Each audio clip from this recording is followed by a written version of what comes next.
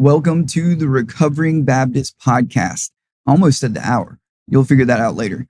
But I'm so thankful for this time we have together. Thankful for the media team and just the work that they're putting in for this podcast, especially tonight's. Really, tonight's is one of the most important ones that I think we've done in a lot of episodes. There's some things that in this conversation, I believe it's going to touch you personally, but it's going to touch somebody that is struggling themselves right now, and it will give you more empathy. And so tonight, we're just going to dive deep into a conversation with a man that's usually behind the curtain, literally behind the curtain. He's usually the one that's listening to me talk and doing the camera shifting. But when I introduce this guy, I want you to know a little bit about him. So he was originally a part of a youth group with me at a previous position. And he ended up walking in to one of our gatherings and he walked back out. And I'll let him tell the rest of it.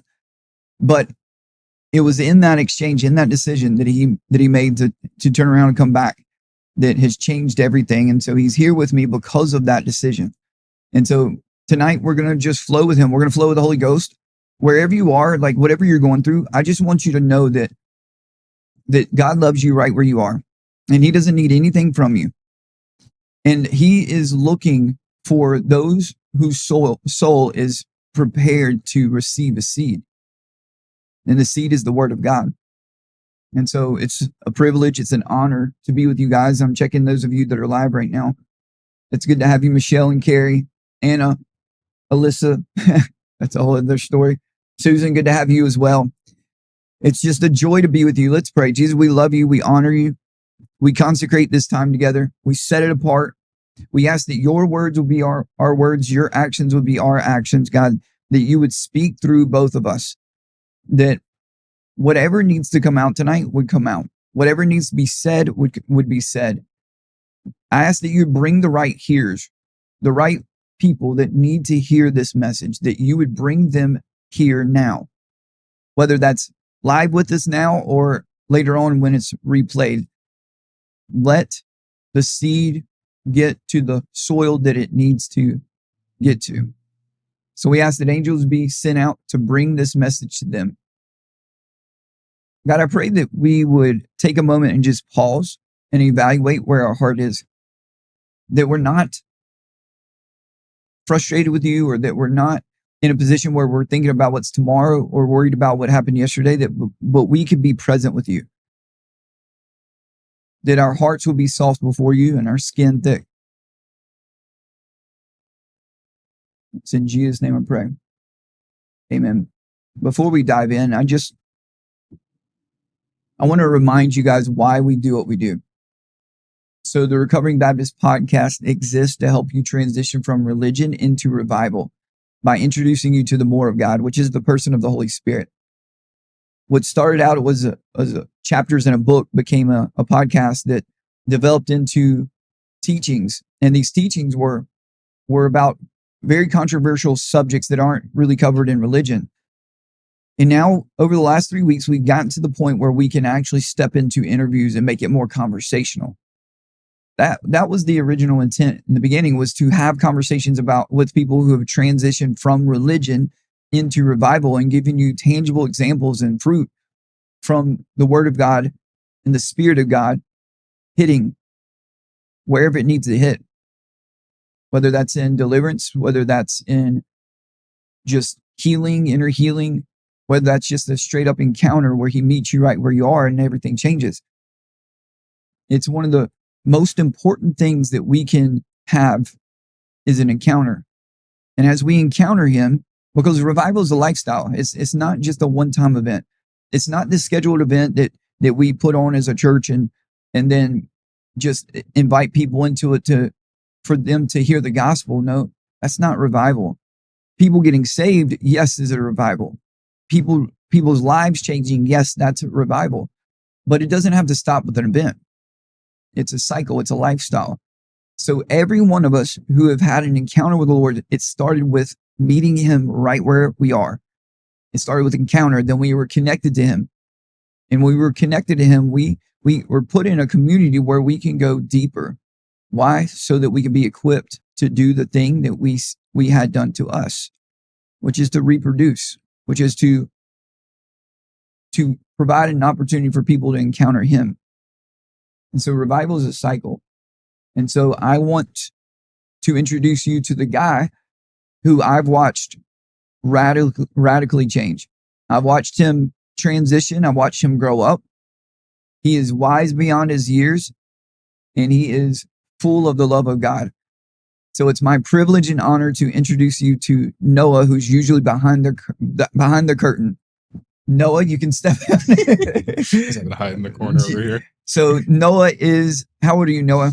I am 19. 19 going on 40, right?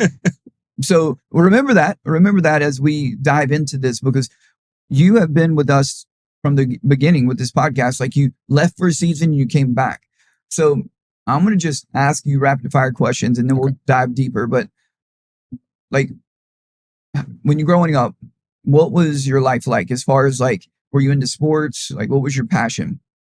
As a kid, it was actually baseball. Really? Like, as a little kid, I really enjoyed baseball, but I just never got into it because I was homeschooled. So I didn't have an outlet to do anything with. Yeah. So I homeschooled most of my life, had problems in actually public school by getting bullied by kids and teachers. So that's the reason my parents actually pulled me out of that. So they pulled me into homeschooling. Yeah. Then I got to school. I went to an actual public school at 8th grade. And then from there on, I just stayed the rest of my years. And that's when I started playing football. Yeah. And so where did the football career like take you? Like, what did you love football? Was it a passion? And then where did it end up taking you? I really did. I enjoyed football for probably the first 2 years. Actually, it was like my favorite thing. And then after that second year, some stuff had happened and it kind of, the love for it kind of started to dwindle down because of some stuff that had happened. But then it took me all the way to a D3 college. So I went there for a year and actually was able, by the Lord's grace, able to play for a year there and learn a good bit of stuff. Yeah. So instead of just hearing that, let's watch it. What? Let's watch this football highlight video. Oh, no.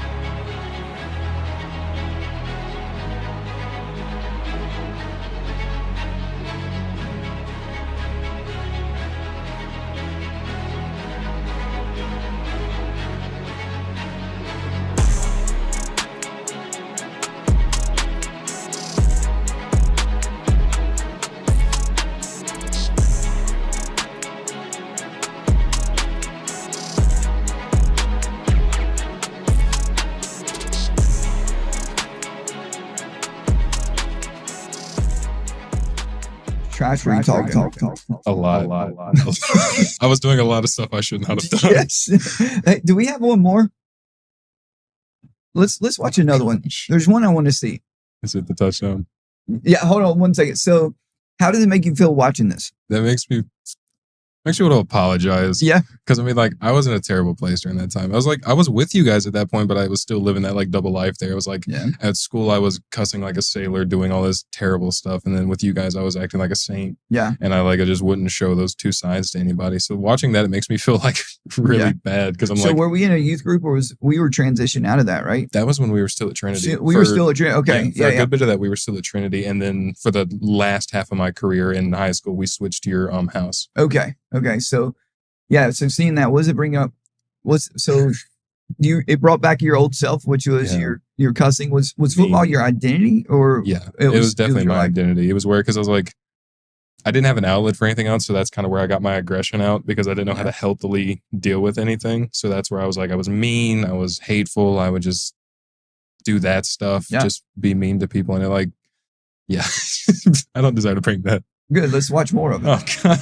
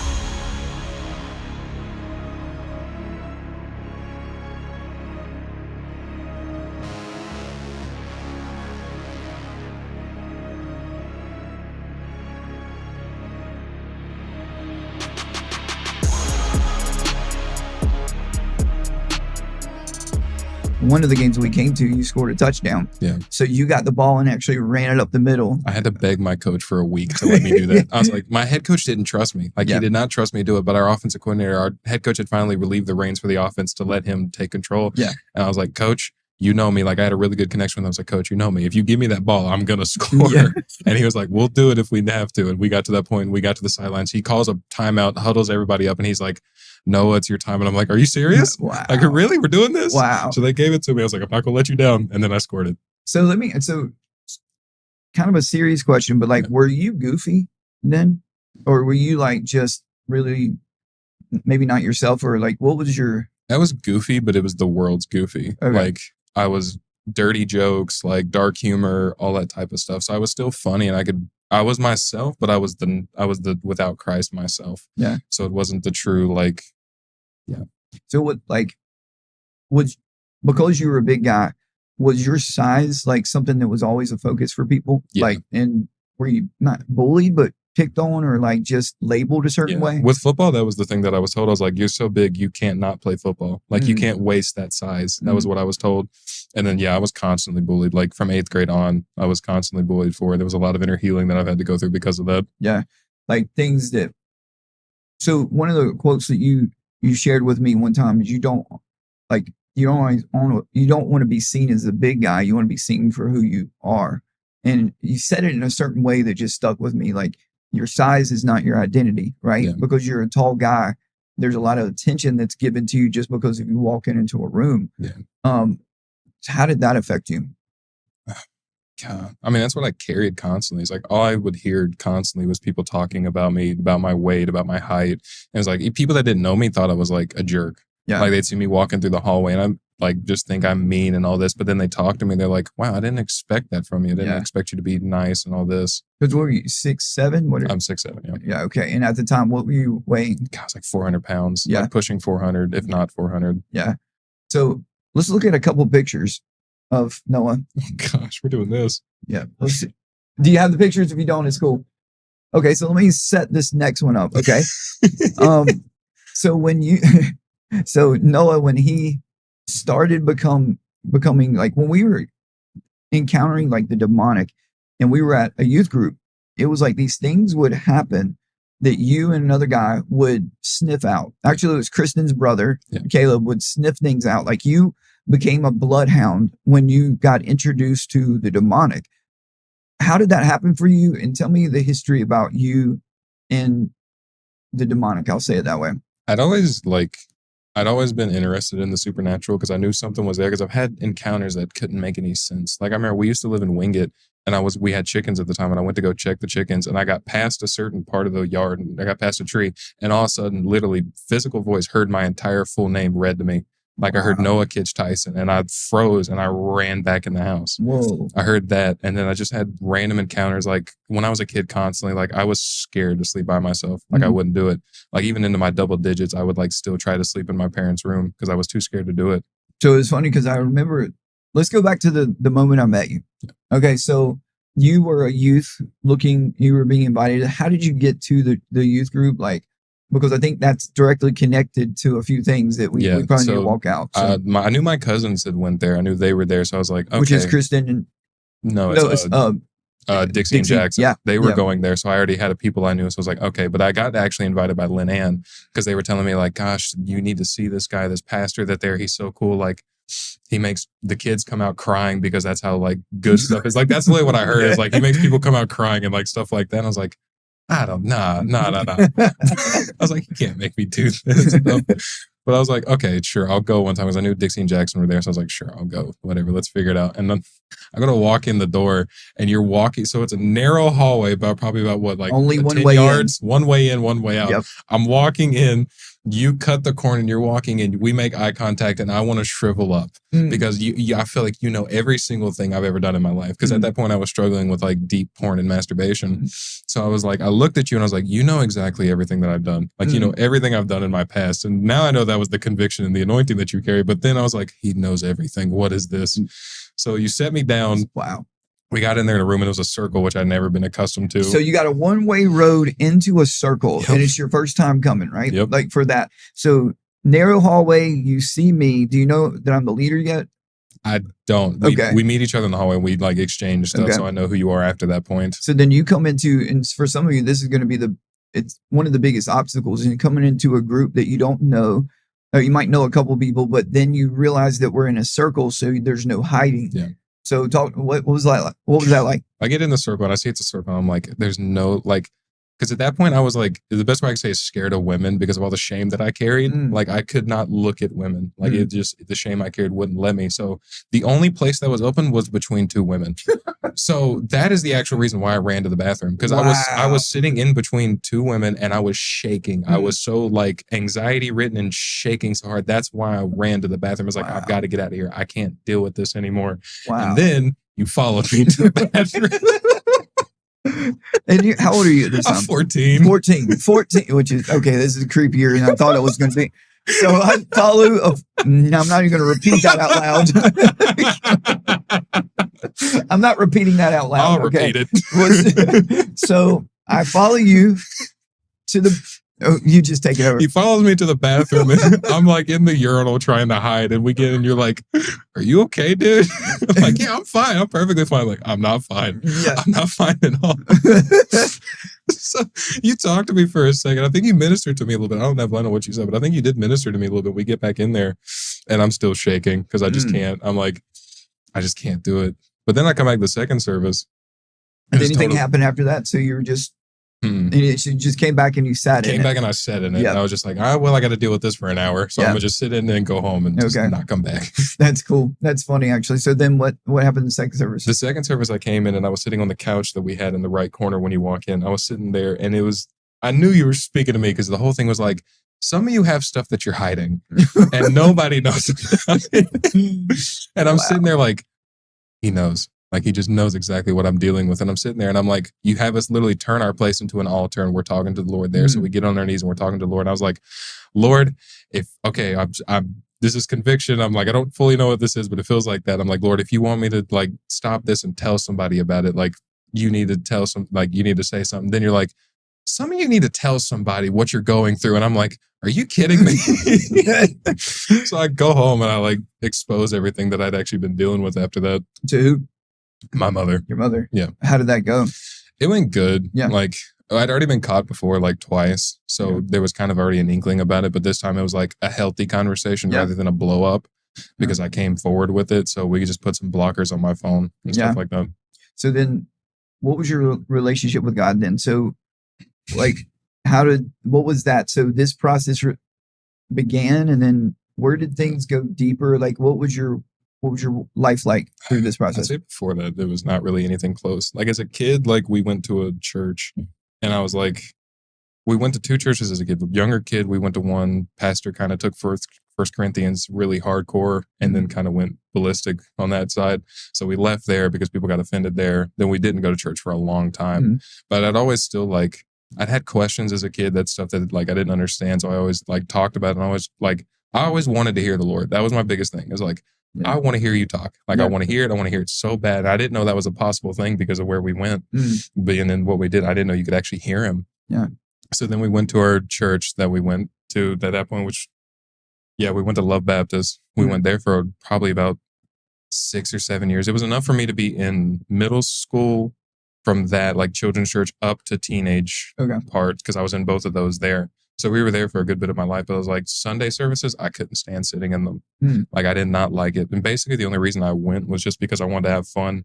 Yeah. Like, youth group was always, we did games and stuff. That's what I went for. I never really went to hear anything about the Lord. I didn't really, it's kind of like I had a love for him and then it started fading over time. Gotcha. That's kind of what it did. So with our youth group at the time, how was that different than your previous? It was completely different. What made that different? Like, could you just said games and yeah, it was like things? There we played games and like we had the word read to us, but here it was like I never heard somebody just talk. Like, I don't know how to fully say that, but it's like you just kind of talked. It wasn't like you just read scripture and taught about that. You like genuinely talked to us, and I never heard somebody go in depth about like deep struggles or anything. Yeah, I never heard anybody talk about it. So when you talked about that, I was like, I've never heard this. What is this? Wow. So that was nothing I'd ever accustomed to. So that's why it hit me so hard like it did.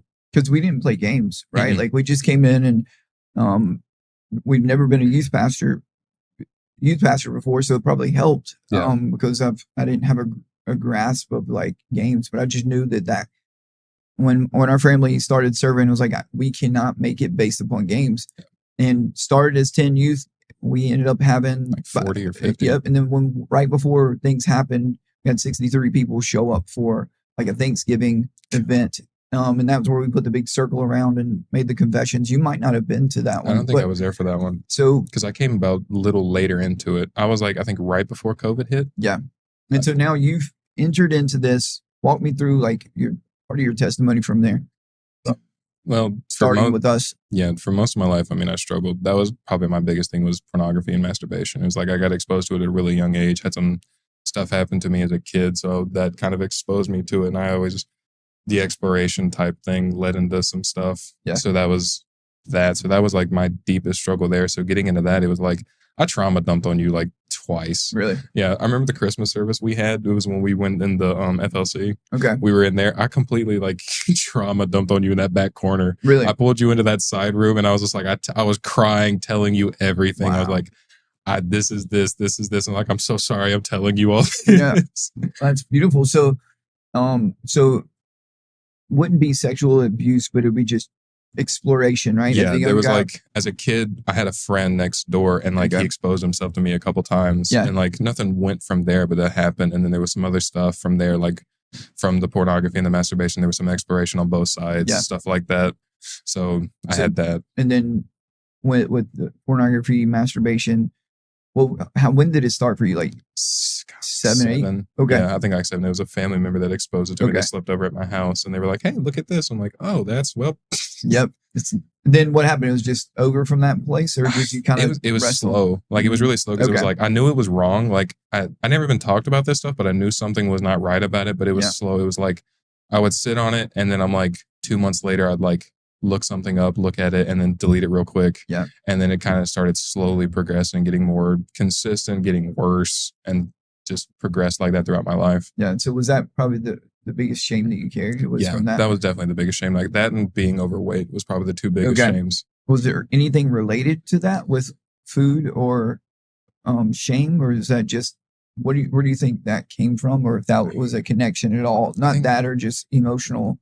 I think it was the shame kind of really started when I got to height, like when I went to public school, is because I was like, oh, I look like this, so that means I'm not worthy of love. That's kind of what came with that. Is like I'm big, I'm tall, like no one's gonna love me. They're all making fun of me, so that means my physical appearance relies on how much I get loved. Wow. So that kind of came to a fruition there. Yeah. So then now at this point you're in a youth group and you're kind of trauma dumping, as you said, like you're getting things, what's in the dark brought to the light. What was it? So our time at that church, what was it like for you? And then we'll get to the transition, but like, because you experienced camp, right? Yeah. So what was that time period for that year that we were connected? That was wild. So I got probably halfway through y'all starting there. So I got right before. So I was there probably for like 6 months maybe before we actually went.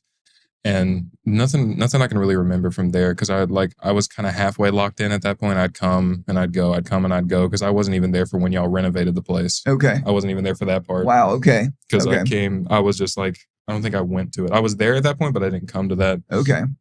And then we were like, hey, let's go camp. We're going to do a camp thing. I was like, okay, cool. The last camp I went to was casual. It's going to be fun and games. We're going to just be having fun the whole time, just playing games, chilling. Because I was like, when I went to casual in the past, I was like, I didn't do anything they wanted us to do. They had like booklets for us to do. I didn't do any of those. Yeah. I literally just went to have fun. I didn't really care about the Lord at that point. Everything kind of scripted? Like, oh yeah, everything was scripted. Like, you had to go here on this time, here at this time. Here's a book that you had to do journaling in the whole time. They had like little group discussions. They like had the main service, but then they broke it down in like a littler group. Yeah. And tried to do stuff there. But it was just like, dude, let me out of here. I just want to go have fun and play. So when you were there, was before camp, were you sniffing demons before then? Or did that happen after? Because I feel like there was some it was kind of awareness before, because there. I knew the supernatural stuff. Yeah. Like, I had encounters that I couldn't explain. I felt stuff that scared me. Like, same thing with like as a kid, I was scared about stuff. And then like I would always walk through my house. I'd feel like something was following me. I would be laying in my bed. I could hear literally stuff having conversations in the living room. My parents even told me that they heard the same thing, but they didn't like just kind of blew it past me. So I knew there was something like different. So I always leaned into the supernatural, like spirits, ghosts, stuff like that, like TV shows. I leaned into all that hard. That's why I loved horror movies and stuff, because like I couldn't stand the fictional stuff or like the fake stuff like Michael Myers, but I love the real stuff. That's what I leaned towards, because that made more sense instead of all that fake junk. Yeah. But I leaned into that. And then when we got there, then we went to Panama. We went down there. We had everything break out with the getting in the group, confessing everything, and then demons coming up, kid talking about having visions and dreams that a demon's going to destroy the camp and burn it all down. People are going to like stuff happen. Yeah, because you were in the men's. Yep. You were in the mids. So we had a couple of houses. And I remember that guy who, and you guys have heard around this story a few times, but just to make sure we're all on the same page, he was having visions and dreams from a childhood of things that were going to happen, not going to happen, fear-based, really traumatic for him. So night one of camps, everybody was confessing these things.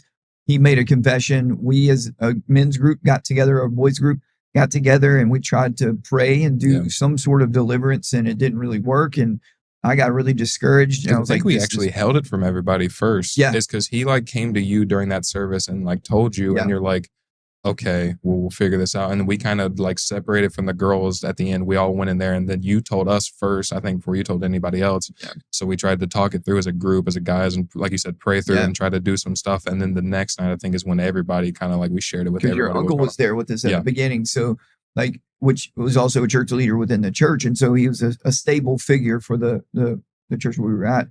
So we just talked through it. Didn't really work. Kind of just, I felt so defeated and beat up. Really? Because it felt like we've got power, we've got the anointing, like we should be able to step on these things and cast them out, but it didn't work. And so I was like almost going to shy away from it from the rest of the camp. I was like, I was going to pull back just a little bit. But then the next morning, the conversation of demons came up. Yep. Like, what are demons? Where do they exist scripturally? Like, tell me about your encounters. And we had to like cut it short because of a lunch break.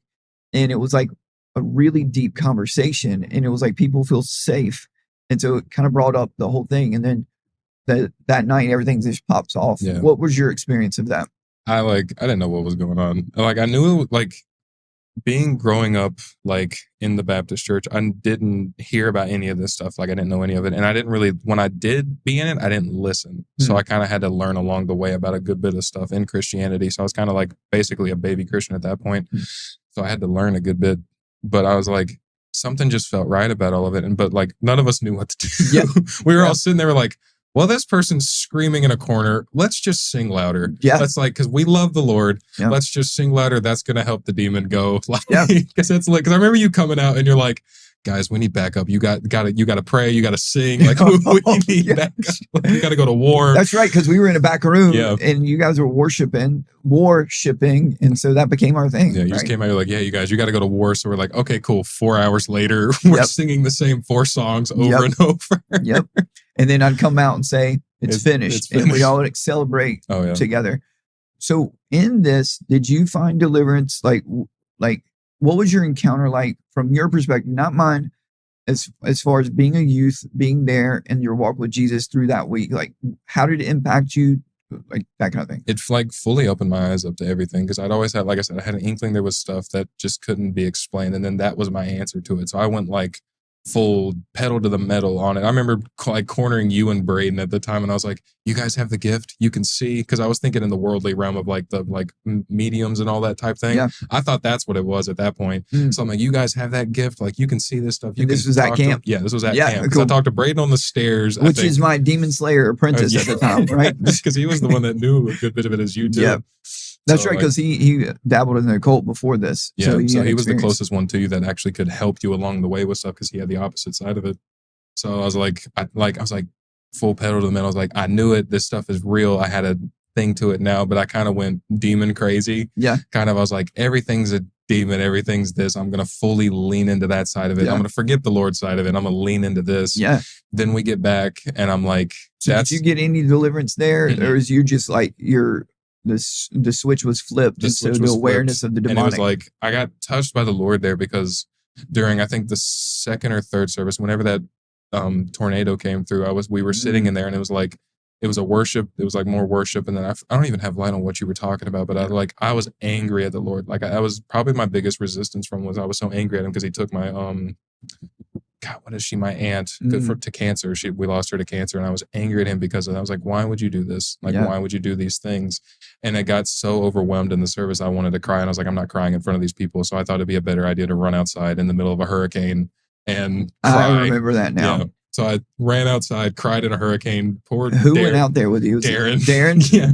I was like, bless his heart. He had to come out there and like console me as it's pouring down rain. Like the winds are blowing like crazy. In this camp where it's like just a really nice but big open room, and we do everything in a circle. So it's that same thing. And so when somebody leaves, it's really obvious when somebody leaves. So he leaves and he goes into a tornado hurricane and just cries, and Darren meets him, and you weren't alone because then another guy, Steven, and other people started just like, it was just cool. Yeah. So I was like angry at him for that. And I was like, there was this thing that my mom and her always leaned to, and that was frogs, because there was some book about like called The Frog Letters, and it was this lady writing to the Lord or something about having cancer, and it was called The Frog Letters. So we were sitting outside. I was bawling my eyes out. We go back inside, and I'm like, I think I'm good. I'm not good. You say something again, it hits me in a way, and I'm run back outside. So I went out twice in the middle of a hurricane. Wow. He had to come back outside with me. And I'm sitting there praying, and like I'm finally understanding, like, hey, the Lord's not the one doing this. Like, I'm learning then is like the Lord's not the author of sickness. Like he's not the one actually doing these things. And I'm like, I didn't know that. Like I didn't know that he's not the one, and that there's an enemy that would do this. And then I look up as I'm looking from the ground, bawling my eyes out, and there's a frog just sitting on the leaf, just chilling there in the middle of a hurricane. He's just chilling there. And I'm like, okay, Lord, you really didn't do this stuff. This was something else. So that's when like I had a good bit of healing there from the Lord. And I was like, okay, I'm not angry at you anymore because I know this wasn't you. So that like fully like I had more healing there than deliverance. It was more like healing from that. So I wasn't angry at the Lord. Did you get baptized or anything there? I don't. Yeah, you baptized me at the Jordan. Okay. Yeah, because I was like, all right, I've been living my life terribly. I'm going to rededicate myself. Yeah, it's beautiful. I think we had 22 baptisms, and a general amount was like a recommitment. So it wasn't just like the full on like I'm going to baptize you because you're now just saved, like that kind of thing. It's more like we're hitting the reset button. Yeah. We're going to clean our conscience. We reached out to parents and just let parents know we were going to do this before we did it. And then it was the last night of camp, and then we went back home. Talk to me about your transition back home, because you're now very demon conscious, and you now were very on fire because of the spiritual things that you experienced. Tell me what you did. So we got back, and I'm learning about demons and stuff. I'm talking to you in your office, and I'm like putting stuff together after the sickness conversation. And I'm like, so it's not the Lord. So this stuff, and I'm starting to put things together because there's stuff that was happening with my mother at the time that like doctors couldn't explain. She would just faint. Like if she bent over, stood back up, she'd faint. There would be no reason for it. She'd go into these episodes like kind of like epileptic, but she wouldn't shake or anything. She would just fully go out. She couldn't speak for like hours afterwards. Like random stuff would happen. So I was dealing with that before we even went to camp. So we get back, and I'm like starting to put stuff together because you said that to me. You were like, if you doctors can't explain it, then it's a demon. There was something like that. Yeah. The thing is, you told me wisdom afterwards. You're like, use wisdom with this. I didn't use wisdom with this. I went home with that knowledge. called a family meeting together, and I tried to cast a demon out of my mother. All right, and so told her there before was a that, demon. what was the warning coming from camp? Camp was like, hey guys, be cautious with using the demon word because people haven't experienced what you've experienced. So just be cautious with dropping that bomb. And I threw that completely out of the window. I was like, nope, there's a demon. I'm getting it out of my mother now. So I basically just pulled I cast you out in the name of Jesus Christ, who Paul serves. I basically did that for you. So that's fully what I did. I went to 7 sons of Sceva on that So thing. how did your mom receive that? Like, terrible. Obviously, it would like be terrible. Understandably terrible. Yeah. Because she's like, I'm saying stuff that they don't have a grid for, and they're like trying to figure it out. So like she kind of like, it brings back some stuff because I kind of nailed some stuff that I shouldn't have in her past, and I kind of brought back some stuff that she had went to like get dealt with. Yeah. So I brought back some of that stuff. So I kind of like upset her, and then my dad was like trying to figure out what in the world I was talking about. Yeah. Luckily, we had the service Sunday when it was us being, because it was right when we got back. Yeah. Because it was the Sunday after my dad had that conversation with you at the service. He was like, "Hey, what did my son just do? Like, what did y'all do down there?" Oh, I forgot about that actually. So your dad comes to me, asks questions about like what really happened, and it was a sweet conversation. Like it was a really cool conversation. I got to level with him, and I told him, I was like, I don't even. It was something to do with like we didn't teach to do that kind of deal. Like that was not what we taught. That was his own zeal. Yeah, that was his own zeal in that. We didn't tell him to do that. Oh, he came up. Did you tell my son that his mom has a demon? That's what he said. That was the question. That was the question. I was like, that's cool. I said it could be demonic. I was like, but I didn't say whatever it was. And I took that in my own right and put it on it. Yep. And so after that, I think there was definitely some animosity towards your family and myself. Yeah. Rightfully so, because of, imagine that you have no grid for it and your son comes and says, you got this thing. Yeah. And so it kind of shifted some things relationally there. Your dad was really cool because he was asking questions. But so that was your encounter with the demonic. And that was your first attempt at like casting a demon out, right? Yeah. So where did it go from there? Like what? I started like realizing. How old are you at this point? I'm still 14 or 15 around this time. So I'm learning about it. I'm starting to get these things where I can feel things more than I ever could. Because I could feel when I was young, and that's why I tried to understand it with the secular idea of it. But then I started realizing, I'm like, wait, I can actually feel this. And then you started teaching us about this, and like, hey, there's these things. There's seers. There's this. Like, there's feelers, and I believe there was one more. Yeah, it was hearers or something. Yeah, it was something in the realm of like, then I wouldn't have known about it as much as I do now, but it would be, some people see, some people feel, some people know. Yeah. And then we already like walked through the ways that God talks, because we would do this thing called a hot seat, and it was a way of activating the prophetic. So we would put one person in the circle, and we would just basically say, hey, what do you feel like it's the Father's heart towards that person? And I would teach that you can see some things, you can get a picture, you can have a feeling, you can have like some emotions towards it, but you got to stay placed to practice that. Maybe that's the Lord talking. The only thing was, we're not going to give very specific stuff right now. We're not going to do corrective. It's just going to be affirmation. And so it taught a group of teenagers how to explore the prophetic in a very safe way. And so with that in mind, there was a training and background of it, but also when it came to really seeing was prophets and seers and that kind of thing. So we were exploring it. I mean, we went through what we did at camp because of the Lord, not because of Meredith and I like propagating either, just trying to like make this thing happen. It happened and we had a response. So we came back and we studied the book of Acts for like a month. No, it was a long time. It was like 3 or 4 months. Yeah, we stuck on it a long time. And then we did storyboarding of it. So we would like write down every miracle, everything that happened. I remember Kylie would make this big chart that would show like all the miracles, like the supernatural things that were in it. It was like, we've never read this before. It was a totally different book. Yeah. And so we engaged in, okay, maybe you can hear in a different way. Maybe you can see in a different way. Yeah. So I started realizing it, because that place was like, in the most respectful way, ate up with it, with the demonic. Like, it was just ate up with the place we were at. Yeah. Yeah. Because like you could feel it like crazy, because you walk in there. I remember one time I walked in there and I thought you were in your office, and because I always got there early, like 30 minutes, 45 minutes early, because I didn't want to be at my house at the time because of doing that. Yeah. So I was like, I don't want to be there anymore. I'm just gonna come chill here or something like that. So I get there really early, and I thought you were in there, and I walked in there and my feeler went off like crazy. Like during that long hallway, I had to turn sideways and walk down the hallway sideways because I thought I was about to get jumped. Wow. Like, I thought I was about to get attacked. I thought someone was going to try and hurt me, stuff like that. But it wasn't physical. Like, I knew nobody was in there, but it felt like something wrong was in there and Yeah. it was trying to hurt me. So it's like we were exploring, like we're all learning together. I'm not in there teaching about a book from the demonic. Yeah. We're using the Bible to walk out and learn together. Yeah.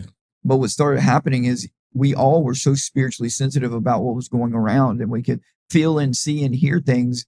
We're like, what do we do with this? You were just giving language to people, like what they had experienced. Cause like I had felt stuff and other people saw stuff, heard stuff, felt stuff, but nobody had any language for Yeah. it. Like the demon stuff or anything. Even with the Lord, like hearing the Lord's voice, nobody had language to put anything to. When you find, like when you opened us to that, you put language to everything. You showed us biblically, you showed us where to find it. And you completely opened everybody like, oh, so we're not crazy. Like this is the Lord and this is it walked out so we can actually see it. So you completely gave us language to things we didn't understand. And we had a group, and whether we were still 40 people or more or less, but we had a group that were just so on fire for Jesus. Like it was not about the games. It was not about food. Like we would go in and it would be like a larger crowd just coming in to receive and to engage with the presence of the Lord. And the fruit of that would be some demonic things would pop off. Yeah. But we were already, as a group, we were already gathering in a circle. We already had like these lantern lights and the Edison bulbs. Like it was such a beautiful room that we got to renovate and make it our own. So that wasn't new. It was just now it was looked at differently because of what we were doing. Yeah. And so walk me through the rest of that. Like, so we get back, tell my mother she has a demon. I'm like learning that I can actually feel things and see things. So we start kind of like a group of like, you were like, after we got back, you're like, all right, who wants to learn more about this? And there was probably like 10 people that said, hey, I want to learn more about this. So we started a group. We started meeting either earlier or on different days. Yeah, we started meeting on like different days and we'd come in and we would learn more. We started watching Pastor Isaiah Saldivar. Mm-hmm. We started watching his videos, taking notes on that, learning from him. And like, that's when we started doing deliverance at the church, actually, because I remember the first one we did was on, I think, Stephen and Braden. Mm. We did deliverance on them. And that's when like really I started seeing stuff. Yeah. Dude, this is actually bringing joy. I've actually, it's not been, haven't remembered this at all. Because I remember we'd been learning what the stuff at the church was, like demonically what was going on. And then we'd set them down and then all heck broke loose because their stuff was coming out like literally physically manifesting out of them, like couples swinging at me, like as I was trying to be there to hold them, and they were swinging at me while we were trying to cast the stuff out. Yeah. And then stuff's like flying around the room, like at least for me, that's what it was. It felt like chaos. It was like things were running, things were like trying to hide, and like because that's when we ran up the stairs. We started running around the kids ministry upstairs and trying to cast stuff out. Yeah, because this is like the.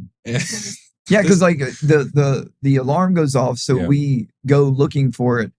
It's almost like we were trying to pick a fight. Yeah, and not necessarily being led by the Lord, but just being led into more like that. So because like everything's open to you, you're like, oh, I'm gonna chase it down. I'm gonna go find it. Like I remember that one time I was like, I think you had walked. We were in the FLC. You walked in the church and like something in me went off. I was like, something's wrong. Yeah. Like something is wrong. And I literally ran down there to you. I was like, somebody needs to be here with you. Cause I was like, my radar was going off for you. And I didn't know that was like a protection type thing at the time. And I think that was when we flipped the couches. Oh yeah. I think that was because I was like, there's a demon under the couch. And I go flip the couch over because I'm thinking logically that's how it's going to get uncovered. Because now is you and Caleb running around chasing things. I see you like just kind of quietly go upstairs and just like come back down, can tell you everything that was up there. Yep. And you're just patiently listening to everything. Like, what do we do? So then where to go from there? So where's your walk with Jesus? Like, just take me now through football and everything. It's still like demon crazy type thing. It's like, that's what I'm focused on. I'm not really focused on my relationship with the Lord. Like that honestly didn't start till we got to your house. It was like, after all that, it was like, I needed something to turn to because like the relationship in my house was kind of turned upside down with that stuff. So it's like I didn't have them to go to for that because they didn't fully understand it, which understandably that's nothing they've ever been taught their whole life.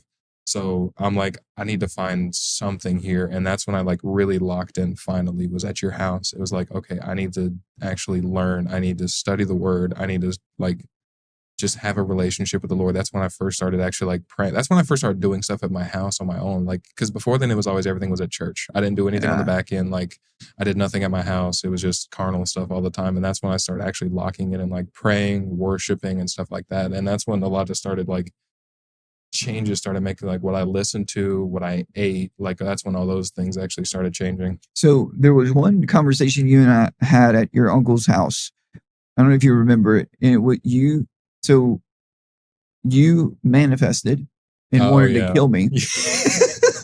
Talk to us about that conversation, because it was Halloween. I think it was Halloween night. So we did, we met as a group on Halloween night, and because at that point I was doing that weird demonic laugh. Yeah, you were laughing and looking at you like I wanted to murder you. Yes, and that was literally. And I would sit there and just tighten up and all like that. So you and I think Steve, I think it was, walked me around, or it was you or Braden, probably, or somebody. 3 of us, probably. Like, you had me walk around the yard and y'all started like confronting the stuff, and that was actually probably one of the first deliverances I had. Yeah, and God, that's wild. So he looks at me like he wants to kill me. I'm just literally looking at the camera, just like.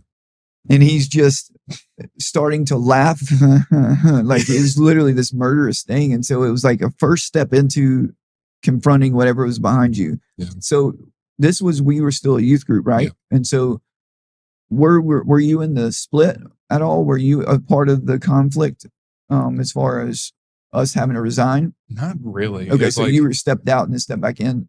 No, I was still in. Okay. When I ran was at your house. Okay. That was when I started running. Okay. But no, I was in the full split and everything. Like, because I remember you calling that, like, some of us together from that group. You're like, hey, something's wrong. Like, this is what's going on right now. We need to pray. Like, you called us together. It was like late at night and you called us there. I think I had my license at that, or my permit or something at that point. So I was able to drive myself. So that's the night. I'll say something broke through that night that I called everybody together. It's so funny what either the Lord hides that you don't remember, but I remember we were playing worship music and we actually broke out into dance. Yeah. And worship was now not just singing, it was like an expression of warfare with your body. And I never danced in front of anybody. I've never done any of that. And it was just like the Lord just broke something through. And it felt like the first taste of like a real revival, like outpouring, not just at camp, but it was around worship. And it wasn't worship. It was like intercession, and it was exploration. And so this was in the midst of being called into a deacons meeting the next day. The deacons were meeting. I remember going into the office. Really? You, after everything was over, after we danced and everything, you're like, I think we asked for like, hey, can we go up there and like sniff stuff out? So we went up there and we were in the room just like looking through it. No, that's true. So while we were interceding, there was a meeting going on to really just to talk about this whole thing theologically. Yeah. That deacons were not happy about it. The guy who got deliverance the most was no longer allowed to come to the youth group. And so this whole thing blew up because of a couple girls who started slandering and telling exaggerated lies. Yeah. And so they had a meeting. We were interceding during that meeting because just assuming that they were going to either fire me or something was going to go on. So that happened. We went sniffed around, just praying through, dealing with it, whatever spiritually. And then I got called into the deacons meeting, and that's where it just kind of unfolded. It might be in reverse. I think I was called in the deacons meeting. Now they were debriefing about the deacons meeting. It's one or the other. It was one of the two. And so you guys, I didn't realize like you were like my first intercession group. God. Think about that. Like you guys were our first intercession group. So it was a group within a group that was healthily diving deeper into the things of the Spirit. So it was like a prayer group. And so then getting called in, were you at the church meeting? Yeah, I was there for that. That was wild. So long story short, because I've talked about this a lot, but we ended up as a youth group experiencing deliverance. Like revival took off. People were coming and their families were not really coming, but it was just the youth. So the deacons doubled down and started getting questions about what is deliverance? What are we doing down there? So we got accused of doing a seance, of stirring up demons, that Christians can't do this. This is not of the Lord, which I can understand that. So we got into a meeting and they were basically saying that it's not possible. You can't do this. This is not the Lord. And at the same time, it was like the fruit, you can't You can't deny the fruit. And I'm okay if we don't agree, but like you're robbing these youth of more. And so one of the complaints was that we were getting too big, and that I don't think I've ever said this. One of the complaints is that we were getting too big, that there was too many youth that were there without their parents, and so there was complaints about people being in the middle of the halls and like just hanging out. And so each the deacons just had a complaint about it. There was not really, the pastor was the most supportive. Like I love that man. Like he was the most supportive. And in fact, I genuinely, we talked through the whole thing. He and I were good, and it was beautiful because we got to theologically wrestle. I remember this. We wrestled 2 hours theologically, and it was beautiful. He brought his notes, which were, never mind. So he brought his notes, and I brought just my experience and biblically what we had walked out. And so we got to this term about, can a Christian have a demon? I believe a Christian can have anything they want. He didn't believe that was possible. How can dark and light? And then I saw his notes, and his notes all came from God questions. And so I looked at his notes. He actually gave me his notes, and that's how I knew that he Googled all of this. So he handed me his notes. I'm like, man, so no disrespect to him. I was like, you're not even coming at this from your own. So I learned in that moment that the church wasn't knowledgeable in this, and that's okay. Yeah. But when we got to sit down with the deacons, they were using these talking points from godanswers.com. And I saw all of the notes. And I was like, guys, you're not arguing with me biblically. You're arguing with me opinion, like throughout everybody else's answers, not yours. You didn't study this. You don't know this. And so you're coming at me with questions that you don't even have the answers to. You have to Google it. And that's kind of the receipts I had. I had the receipts of the notes they used. I have the receipts of the text messages. And I did not want to leave. I did not. But we got to a point where someone sent a text message that started a fire. And that's where the pastor backed off. Mm-hmm. So the assumption in that meeting was that I was telling all the leaders everything that was going on and gossiping and slandering. And it was not the case. We were communicating and preparing for what was going to happen. Yeah. And one of the leaders got offended with leadership and the way they were handling it. So they sent a text that was terrible. And they sent a text that was like bringing up old stuff that had nothing to do with us, which lit a fire, which is what caused the pastor to retreat, because he just assumed I was gossiping and slandering when we didn't have any communication in regards to that. And so it was against the lead deacon. It was against the lead deacon's son and all this kind of stuff. And it was the patriarch of the family. So from that moment, the pastor backed off and never heard from him again. And I love this man of God, never heard from him again. And I was not allowed to come into the church anymore. Everything was split. I went in to resign. I said, look, if I need, rather than cause a church split, I'll resign. Just can I have permission to meet with the older youth? And it was blessing. They gave me the permission to meet Friday, because the conversation happened on Thursday, to meet with the older youth and to tell them versus them receiving a message from anybody else. So if I had the opportunity to tell their families and them, it was beautiful. They didn't accept the resignation because it was just a phone call that was given, a recording message that said Brian is resigning. They would not accept the resignation. And so then the church came together for a big meeting, and that's the meeting that you guys went to. Yeah. And so you got to hear one side of the story, but I wasn't allowed to come to even share my side of the story, which I probably wouldn't have come anyway. Because we walked in there with the idea that the pastor was fully on our side. Yeah. Because that's all we had heard was like, he's backing everything. We walked in there like, hey, well, we kind of work good. It's like, we see that these people are not understanding it, but he's got our back. So and he actually agreed. We agreed on terms. I will not use a Christian to have a demon. I'll say they can be afflicted.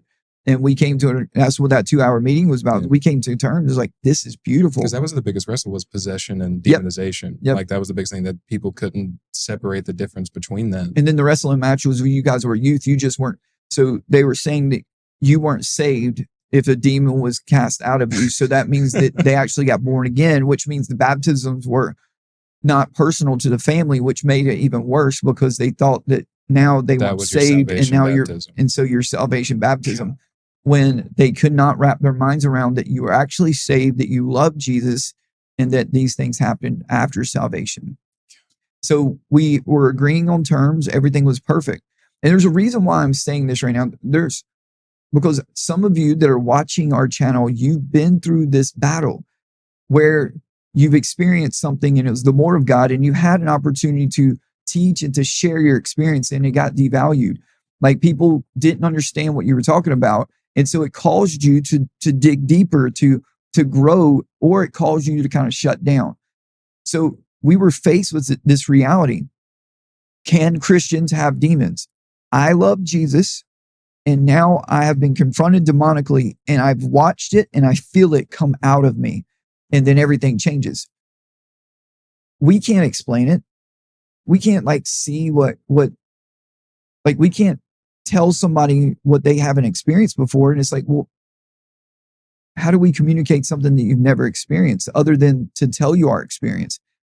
And so I just want to encourage those of you that have been there, don't give up, but don't allow yourself to become offended or bitter, to double down, to try to defend yourself. Let your fruit speak louder than the words that you're speaking. Let your fruit be picked, because a lot of people will swing the pendulum, and they'll go, everything's a demon, just like Noah talked about. Everything will be a demon. And then you go on the hunt for the demonic, and other people that don't believe become an enemy to you. And so now you're at odds with people, instead of just letting yourself walk in love and agree to disagree. But we can build our identity on the rejection. We can build our identity on people rejecting us because of our thought, our theology.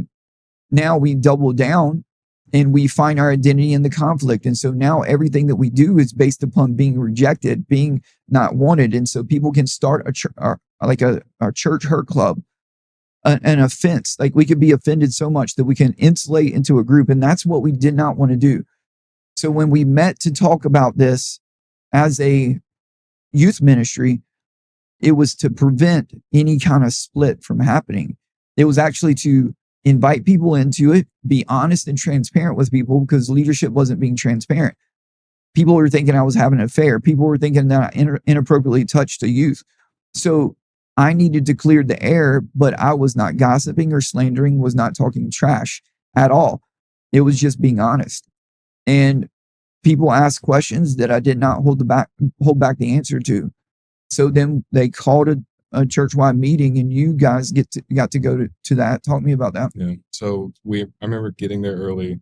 We all circled around outside, right out of the doors of the youth room, and we were kind of just talking. Like, we were all about the same thing. We were all upset, and we were all kind of aggravated, and it was a healthy thing, because we knew just something wasn't right. Like, none of this was right. So we were aggravated, and then some of the leaders came down. I remember my uncle came down, and we kind of just got together and we prayed. We were like, Lord, let your will be done here. Whatever needs to get done, whatever needs to get dealt with. But we still had the idea that we were backed. The whole time we thought we had backing. It's because your uncle was my right-hand man. Yeah. We were so engaged in all this, and his wife has been a rock, because they experienced everything that we experienced, and they did not believe just as much as we didn't believe this was possible until we were confronted with it. And now we're looking at the fruit. It's and so that's where the pastor and I were I was like, just look at the fruit. No, we can agree to disagree, but I was assuming that he had my back.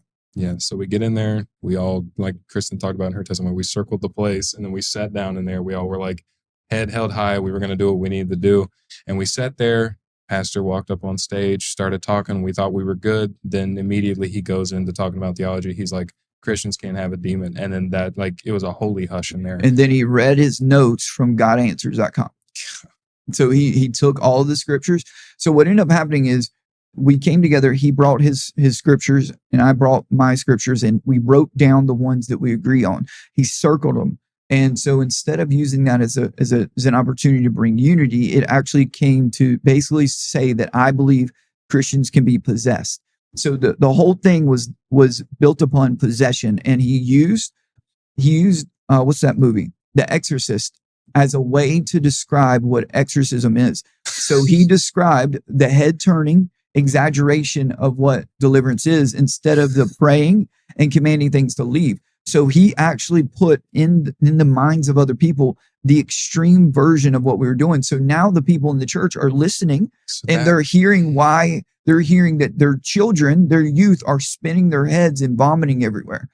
So that was the image that was painted. Didn't like this stuff. No wonder they were so adamantly against it, because that's what they like. God. So they're thinking that I'm teaching this, and then when all hell breaks loose, they take all the books that I have and they take a picture of it, and it's all like Frank Hammond. I talked about this last time, Derek Prince, and just books that were concerning deliverance. And they then lumped it in with pictures of our circles with lanterns, saying that we were holding seances, and they sent the pictures to all the deacons, and I even saw the picture. And now they doubled down, locked the doors, because they're now assuming that I'm doing deliverance as exorcism, and I'm propagating all this stuff by conjuring up demons. And then they packed everything out, put it in a trash bag, and sent it to me. But so we're thinking we're on the same page. Yeah. And I'm like, I knew it was not going to be good, but I didn't think it was going to be bad from the pastor's standpoint. Yeah. But talk to me about what you saw on stage. It's like when he walked up, it was like he looked peaceful. He looked like him. He looked normal. And then it was like right as soon as he said that thing about Christians can't have a demon, there was a complete flip in his demeanor, in the way he talked, even the way he looked. Like he looked completely different. It was like, and when I came, I didn't ever come to the Sunday services, so I never had much interaction with Pastor. Yeah. But I still seen him. I knew him. I knew the way he talked and all that. But as soon as he got up there and flipped that switch on that, it was like he was gone. It was like whatever was talking through him was fully coming to the front. And it was like, at that point, it was like I had learned a good bit with being able to feel and see and hear and stuff. Yeah. And I was like, things were screaming, like there was like, because banging going on in back rooms, is like things were running across everywhere. Like it was like full physical chaos and manifestation in there as that was going on. So think about it this way. And I feel like we're going to speak to somebody here that you're not, maybe you've not had language to what you see. All right. So we experience more. We see deliverance. We're not looking for it. But now we have the gift of discerning of spirits. Yeah. So we're able to actually see spiritually, feel spiritually, and to know by the gift that's been given to the church, which is discerning of spirits. So when we are operating now, we're on a different level, but that's not prideful. That's confidence. Like we know what we know. So now as a youth group, you're in there seeing demonically what's happening. Yeah. And now we've got the audio, like everything we got receipts for everything, but like now the audio hears the inflection and the shift of the teaching. So what is peaceful, which is pure, becomes demonic really quick, really fast. Yeah. And you're seeing, not just alone, all the other youth are seeing the same thing. And it's a demon talking through a pastor. It is religion, and it is spirits that are in operation that are stirring up things, and you see it. It's not just you. Yeah. Everybody else sees it. I think literally everybody had the same thing to say. It was like he flipped a switch. It was like something came out of him that wasn't him. Because like I think the biggest thing that we all recognized that wasn't him was the underhanded comments. It was like we knew his character, and like that's not him. Yep. He's not going to make a sly comment, or even when people would rebuttal him to like come at it, like he kind of went at them instead of what they said. And we're like, that's not him. Yep. Because then your uncle stood up against him. Yeah. And spoke the truth, and he lied. Again, it wasn't him. It was what was operating behind him. Yeah. And that's what made this so hard, because people don't know what they don't know. And when people are in deception, they don't know that they're deceived. And so what ends up happening in our theological positions, we can build a house of cards. Okay, we don't believe that demons exist or that Christians can have demons until you're confronted with it. And so what was doubled down, that a Christian cannot have a demon, was actually lied about, because that pastor actually went to a deliverance at Bethany Colony with his ex-pastor's wife. So he saw deliverance firsthand.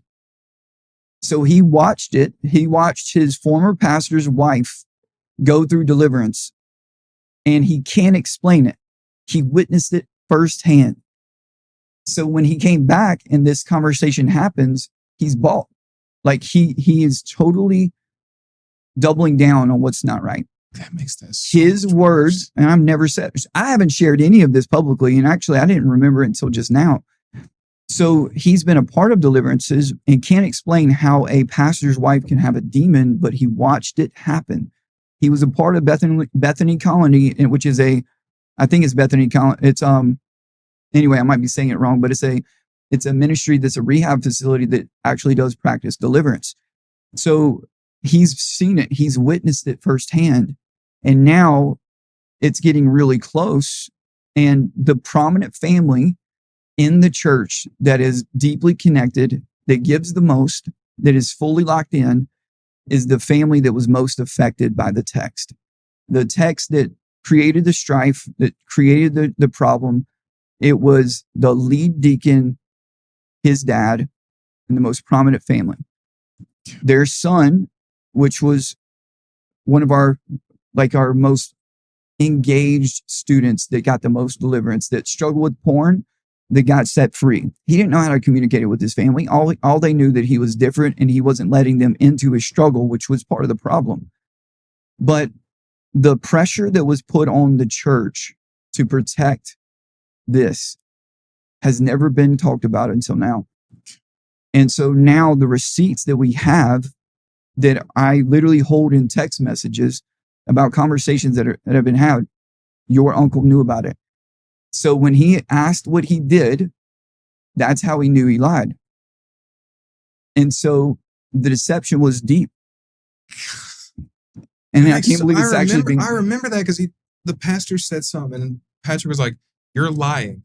Like he straight up said, "You're lying about this." Like God. Yep. And that's how he was so confident and why this ended the way that it did. So what was going to be a church split, because that family was going to leave. That family, and that was actually the text that was communicated, is that the lead deacon and his father were going to leave the church, and that's what he asked. And he said yes. He said no when the text I received was yes. That this was a deeper problem because the lead deacon's son is no longer coming to the church. They're going to another church. So this ripple was going to be a split, and it's the reason I resigned. So the reason I resigned was because of this conversation. I came peacefully to the meeting with that lead deacon and pastor, and I sat with them and I said, I don't want to create a church split. If it's easier for me to resign, I'll just resign. And it was peaceful until that text came out. And that text was about running them in the mud, running their name in the mud, that same family. And it hurt, man. It hurt so bad because I was holding the receipts and I had the truth and I still have it. And if anybody wants to see it, I've got it. Like I still got it. And I've not been allowed to talk about it. This is the stuff that nobody knew. So this is like hot off the press kind of stuff. Yeah. And it wasn't my plan to talk about it now, but this is the stuff that we held. These are the receipts that we held that we didn't tell anybody. And my wife and I, nobody knew about this. The leaders didn't know about this. We kept this so we were going to stay quiet because we did not want to hurt a man's reputation. Instead, we took the punishment. And so what ended up happening is they would not, after that church meeting, they would not let me come back to get my stuff, and they shipped it all out in trash bags, which I wish I could show the pictures that are in my phone right now. Literally trash bags for all my stuff. And the guy who dropped it off, the moving company, apologized to me. And he says, this wasn't us. We didn't throw this stuff in the trash bag. That we would never do that. And he apologized over and over. And I just let that kind of sit in my garage. I'm like, how did we get here? And why did we get here? Like, Father, why is this allowed to happen? We were on the 50th year of this church's establishment. Revival is breaking out. Like, we were seeing people fall deeply in love with Jesus, and we were looking at the fruit. Well, Jezebel and religion could not have that. So they came in to create this controversy. There's things I could have done differently, 100%. But there was also things that needed to be said that I didn't say. And holding their seats, my wife and I chose to take the higher road because we did not want that family to leave. But we also didn't want to protect ourselves and our reputation. So when we got together and we were meeting with older youth and their families, like, we're not starting a church hurt club. We just need to heal. Imagine that your pastor that you've lived under, you've worshiped under for so long, lied to you and did not communicate the truth. That's the pain that needed to be healed. Never once talked, but then sermons began to happen from the pulpit, addressing things passive aggressively and not towards me. They were towards me, but they were there. So the youth group dwindled and it became non-existent for a season. And I had families that were coming to me like, hey, is this true? I'm like, I'm just not going to talk about it. Like, that's between you and him. And I still love that man. Like, I would love to see him, but I would also love for him to know that, like, I love you, pastor. Like, I love you. And that there's things that you're struggling with and the congregation is struggling with that we had the answers for, but nobody was trying to take your position. Nobody was trying to do what happened to you. Nobody was trying to take your church over or any of that thing. Like, nobody, it was not the case. Not that you're thinking that, but it was not the case. I would have stayed a youth pastor for the rest of my life. I would have, and I would have absolutely loved it because I saw the fruit of it. And the proof that's in the pudding, the fruit of that ministry is right across from me right now. The fruit of what we went through is right in front of me. We've already interviewed the other fruit. We're going to interview more fruit. But 8 of the original 10 youth are still with us today. If not but for them, all of it is worth it. The precious gift that I've been given is you. You who were a part of that did not leave, who stayed through it, who kept your mouth shut just as much as everybody else kept it shut. And now you're here. You've quit school. That's a whole other subject we'll get to. You've quit school. You're working full time without pay. You're pouring your life into something. Meanwhile, people on the outside are thinking that you're being conned into it, that I'm controlling you, that you're brainwashed, that you're in a cult.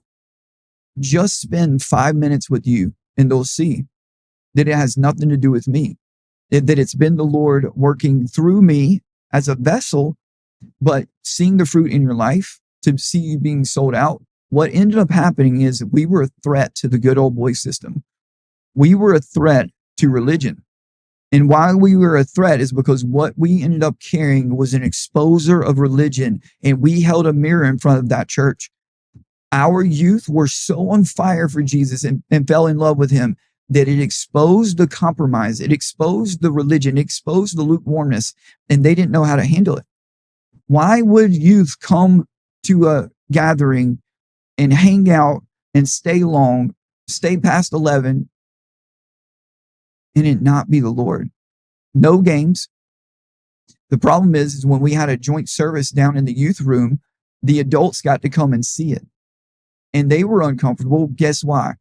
Because the demons they carried were manifesting, which created some offense. I love the pastor, and I would love to see the pastor, but I am not allowed to chase. I'm not allowed to hunt. I'm assigned to stay.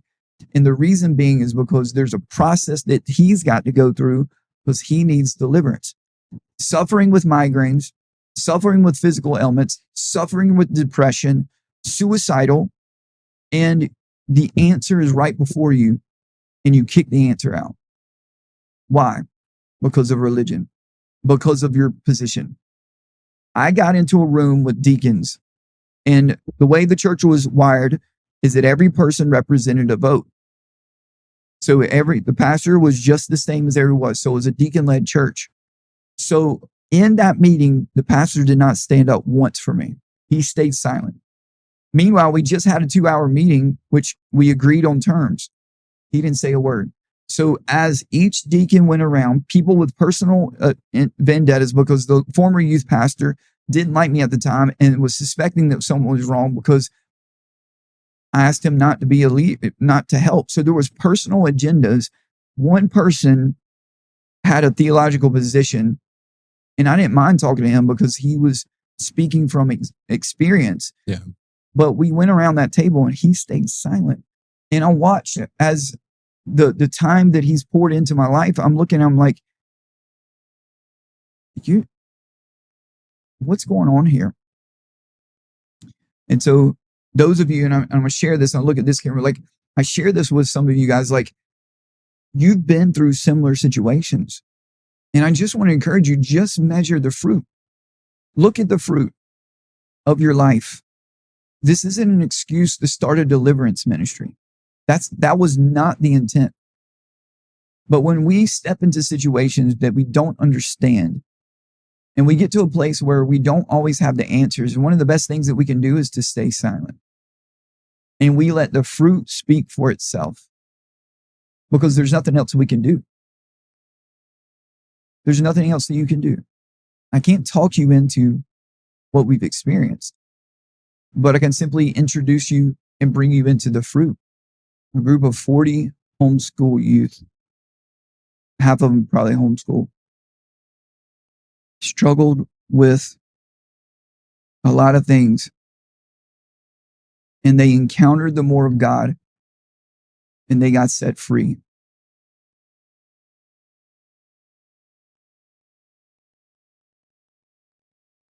And they experienced something that transcends church and religion.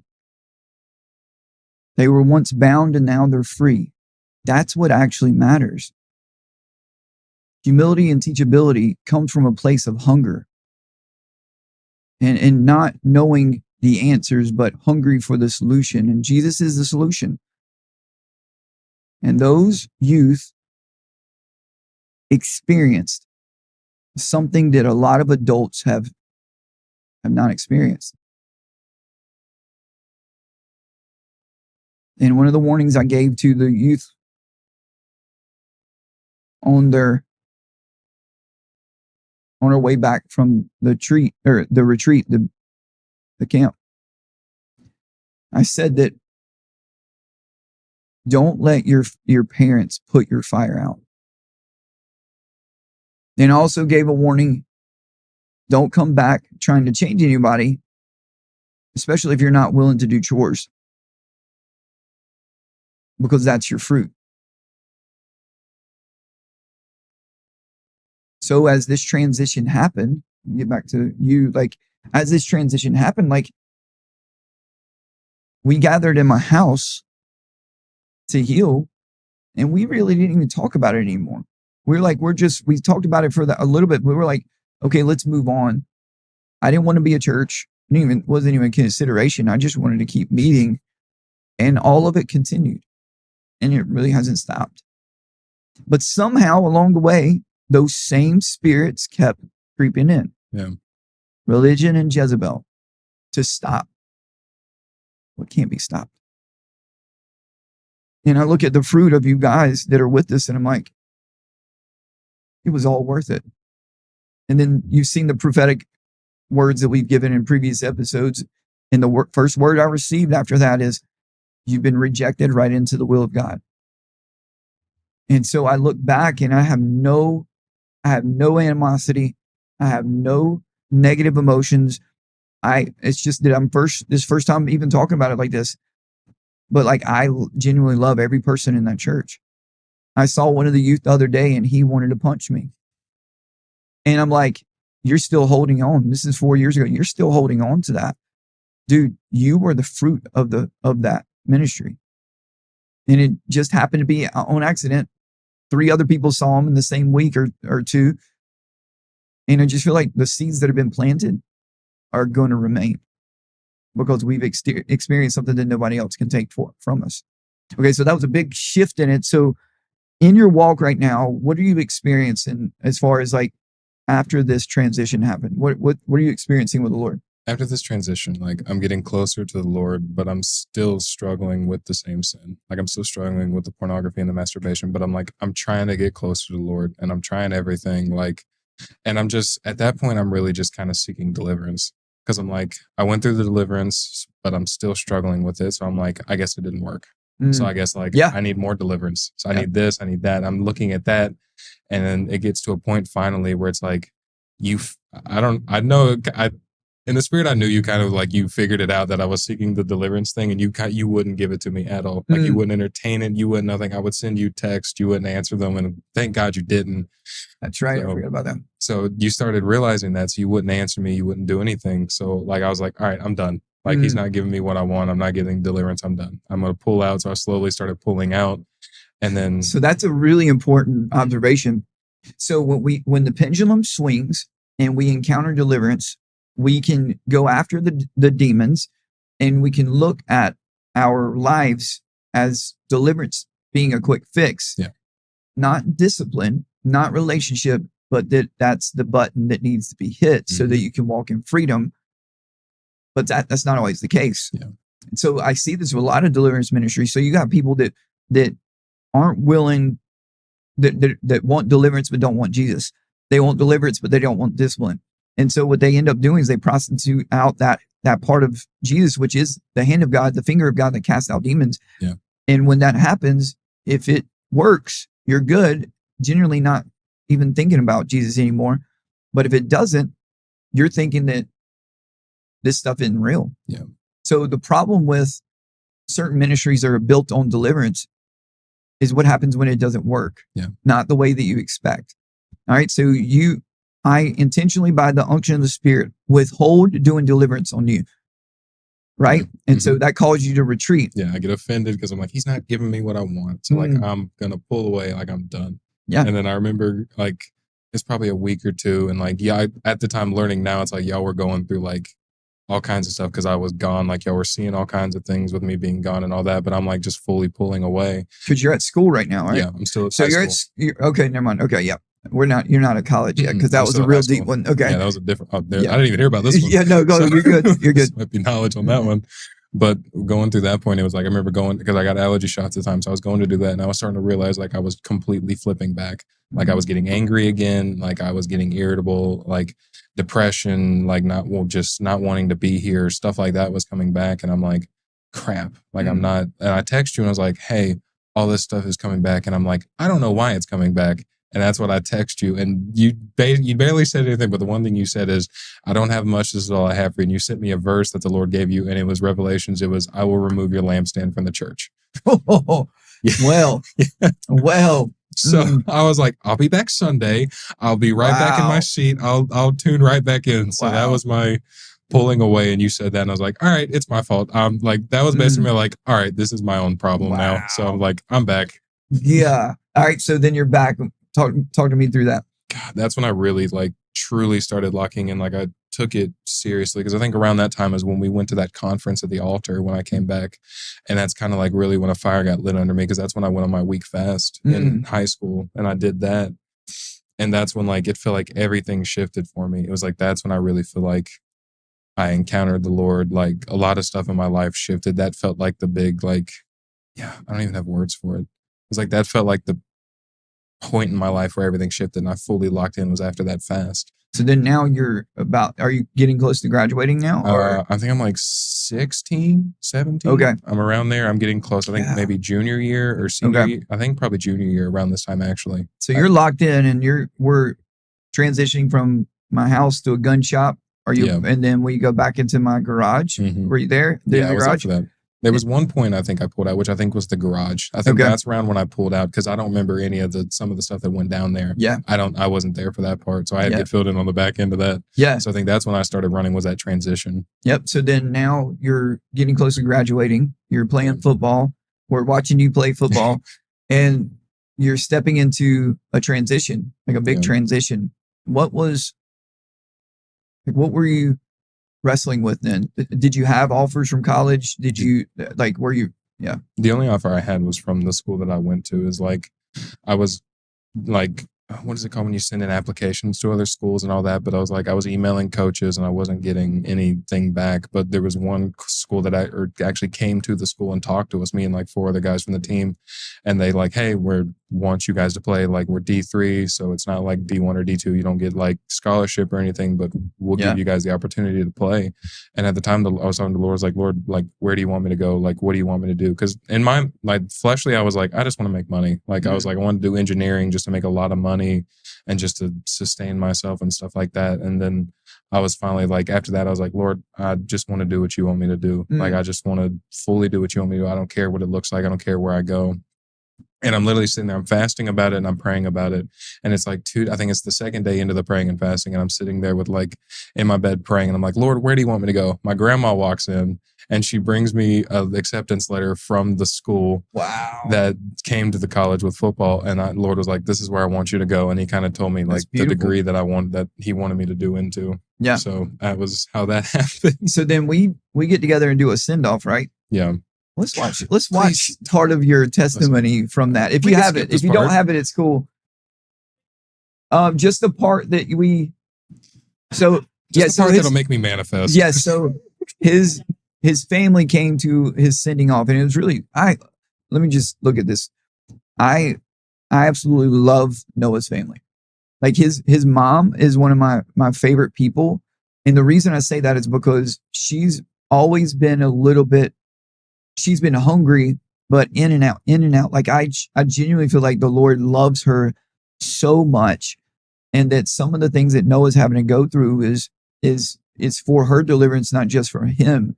But she has an amazing gift, like this gift of like empathy, like this. It's like she's a feeler. She's supposed to be an intercessor, and that some of the things that have happened in her past have caused her to self-protect in some ways, just like most of us anyway. But I love his family, and I've desired to be more connected to his family, especially with his dad as well. And so there wasn't many opportunities for them to come and to gather with us. And all they have is from their perspective of, I've taught him to say that his mom has a demon. That's it. And I would understand that as a father, like, man, that's what's being taught. So the perception is all we talk about is demons, when very rarely do we talk about demons. It was just in deliverance. And so we had this opportunity where we all came together, and his family, his grandmother was there, and we had just shot his testimony. And imagine, I want you to put yourself in Noah's position. He's sitting in a room with family who doesn't really know his story. And this is the video that's played. Let's look at it. And I ran outside in the middle of an absolute I think it was a thunderstorm coming through. And I broke down crying, and like the Lord just encountered me there, and just the love of God fell upon me. And it was just a radical, just in touch from the Lord. And I gave my life to Christ at that moment. And then a couple of days later, we actually got baptized there. So after the trip to Florida, I realized that I was bound and oppressed by demons, and I've been oppressed for years. So when we got back, I actually talked to my pastor, and I went through deliverance, and I got free from the demons of masturbation. I got free from the demons of lust, and I got free from the demons of rage. And since then, I've stopped looking at social media. I've stopped looking at pornography, and I haven't been angry in a very, very long time. So one day I was at my house, and I had the unction to go outside and sit with the Lord. So as I went outside, I sat down, and I felt the presence of the Lord come sit beside me. We were sitting there for a little bit in silence, and then he asked me, he said, what do you think? Imagine that we play this as a surprise. We're playing this as a surprise. When you saw it, you knew it immediately was going to happen. I didn't even know. I wasn't even thinking about it. So in the middle of this, your confession of masturbation is there for your whole family. It's like, I don't really care about my parents because they knew about that, but my grandma's sitting there. And so imagine, you think all we do is teach about deliverance and demons, and your testimony is full of it. And then that's the first thing you start with. Hey, Grandma. Hey, Grandma, I jacked off all my life. Yeah, it's like, here, have that. So what did that do? Because we ended up like anointing you, laying hands. And you poured an entire bottle of oil on my head. Dumped it on your head. I wish we had that picture.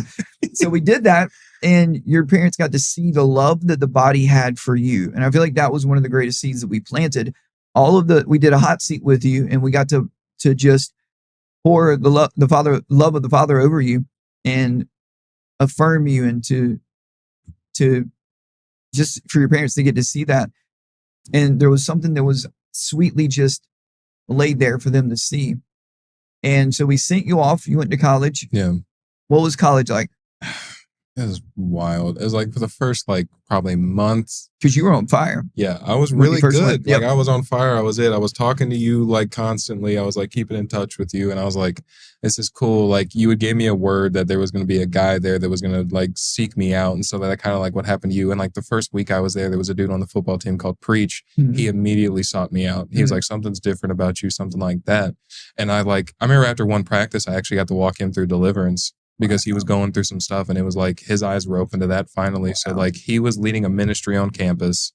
So he invited me into that to be there, I think like secretary or whatever, like however that works. So he invited me into that. And we get to the service, and I'm like, I'm feeling, I'm like looking at people, seeing what they're going through. And like, I think it was like around the second or third service, it was like this one guy comes in from the football team, and like I went over and prayed over him. He immediately manifests, hit the floor, like literally full on deliverance breaks out for him right there. And we're walking through that and stuff. But then it's like, after that, it starts slowly fading. It's like it went from fire to like, Yep. slowly getting carnal, then slip up in a bathroom. Then like, it just led down from And then, there. did you have a girl in your life at that point? No. Okay. Thank God. Was there one in that? No. I don't Not know at why, college. though. That was in high school. That was high school. Okay. Yeah. Okay. That was high school.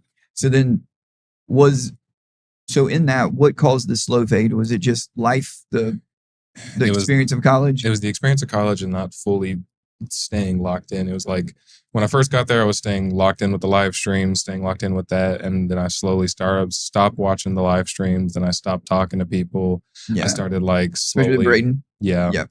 I started talking like roommate stuff, like started listening to old music that I stopped listening to a long time ago, and then slowly faded into that. And finally there was one time it's just like, all right, I'm throwing him to the side. I'm going full college experience type thing. So that's kind of what that led into, was just that. So then walk through what happened when you got back. Like you came home for visits. Like let's bring that all the way to where we are now. So I come back for the first time. It was after football was over. It was that break, whatever the half. How many years ago is this?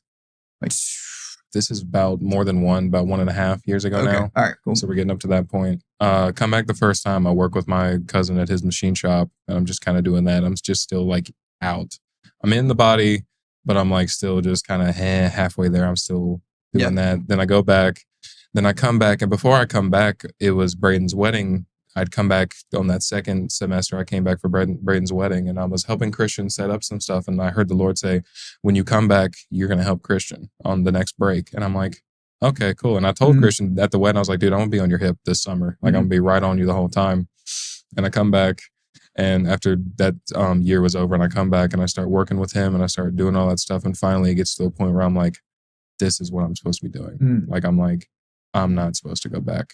And I'm like, I was kind of just sitting on it. I was waiting for a word. I was like doing this because at that point, when I first got there for football, I injured my knee. So I'd had that going on. So it was like football was like there, but it wasn't where I wanted it to be because I couldn't really do much. So I come back and I'm like, I'm not supposed to go back. Like, this is what I'm called to do. This is what the Lord wants me to do. And then I get a word from Apostle Harrison, your spiritual father. He's like, you took it as far as you could take it. Like, you and the Holy Ghost took it as far as you could take it. Like, and he tells me, he's like, if I would have stayed with football, there would have been injuries that happened throughout my career. And if I would have stayed there, it was like kind of, that would have been it. So then I come back and I'm like, all right, this is what I'm supposed to do. And I just lock in with that fully with the media team, with the ministry. And I'm back. So how long has that been? Even if it's like an exact thing, even if Christian, if you know that answer, can share, like, even in the comments, like whenever college ends, like whenever that. So it was June. So May is usually when it ends. It was around May of last year. Then probably. It's only been that long, maybe. Or is it 2 years? I don't think it's been 2. I think it's been like if it's only been 1 year. I think it's only been 1. Absolutely nuts. I believe it's only been 1. Yeah, because we were at the other place. And then you've been through 2 transitions, right? Yeah, only 1. Christian says it's only 1. Yeah. So you've been, that's so wild that it's only been a year. So year full time, doing whatever is needed. Did you have like an editing or anything background? No. I'd always thought it was cool, like camera work and stuff. I always thought that was cool. And like, I always like seeing the football edits and stuff. So I was like, hey, let's So you went to right before Arm Media. Did you go to the conference? Was it the first one or the second one? You went to the second one. I went to the second one. So we started really getting into this 2 Augusts ago, where we learned like some systems and some editing and just packaging things that we could do. So we went, me, Christian, and Braden went to that conference, and we made the commitment. We're going to post. We're going to do a live stream every Tuesday, and we're going to do a certain amount of reels every day. So we made that commitment. We did that for a year. Braden kind of had to be in and out. It was really following on Christian. Yeah. And now you step in and you go to the Armed with us, and we get to do the same thing with you that we did before that, which is to really lock in, to make the commitment. This is what we're going to do, and to redefine some things, because you guys worked your tail off during the conference to post so that I would win the Meet the John Maxwell experience. So our team, through all of the conference, was selected to go through this. It was like $5,000 that we won just by being able to go sit, have lunch, and then sit at a round table with 10 other people. And you guys worked your tails off, and I ended up winning that. And that was y'all's goal. And we had that celebratory moment. That was beautiful. They called my name, and somehow we were highlighted and ended up winning. And I remember sitting there thinking, I'm here because of these guys. Like, I'm here because you guys have laid down your lives. And we ended up like experiencing that together. And so that was since last August. So we're at a year in 2 weeks. Well, it's been more than that. More than that. It was more because I came back. So it's probably been like, it's probably been like a year and like 2 months or more. Yeah. The specifics aren't. Okay. So then now we're full time. What do you do for the media team? I do the reels, usually the evening reels. Braden has taken over the morning reels because I used to do that for the longest time, but then Braden was able to come more. So we put that back on him.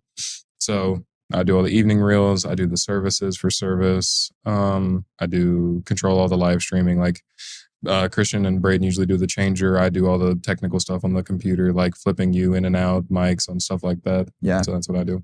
So then if you see the night reels, just know that's Noah. If you see the morning reels, that's Braden. Sometimes they may flip. Christian usually does really storytelling, right? He does storytelling, mid forms, all the long form content type stuff. And so now all the thumbnails. Yeah, he does all the great. He does all. Yeah, Christian does all the thumbnails, and so you do the evening reels, especially with the Jezebel stuff, the B-roll, and all that kind of thing. Like that's your lane.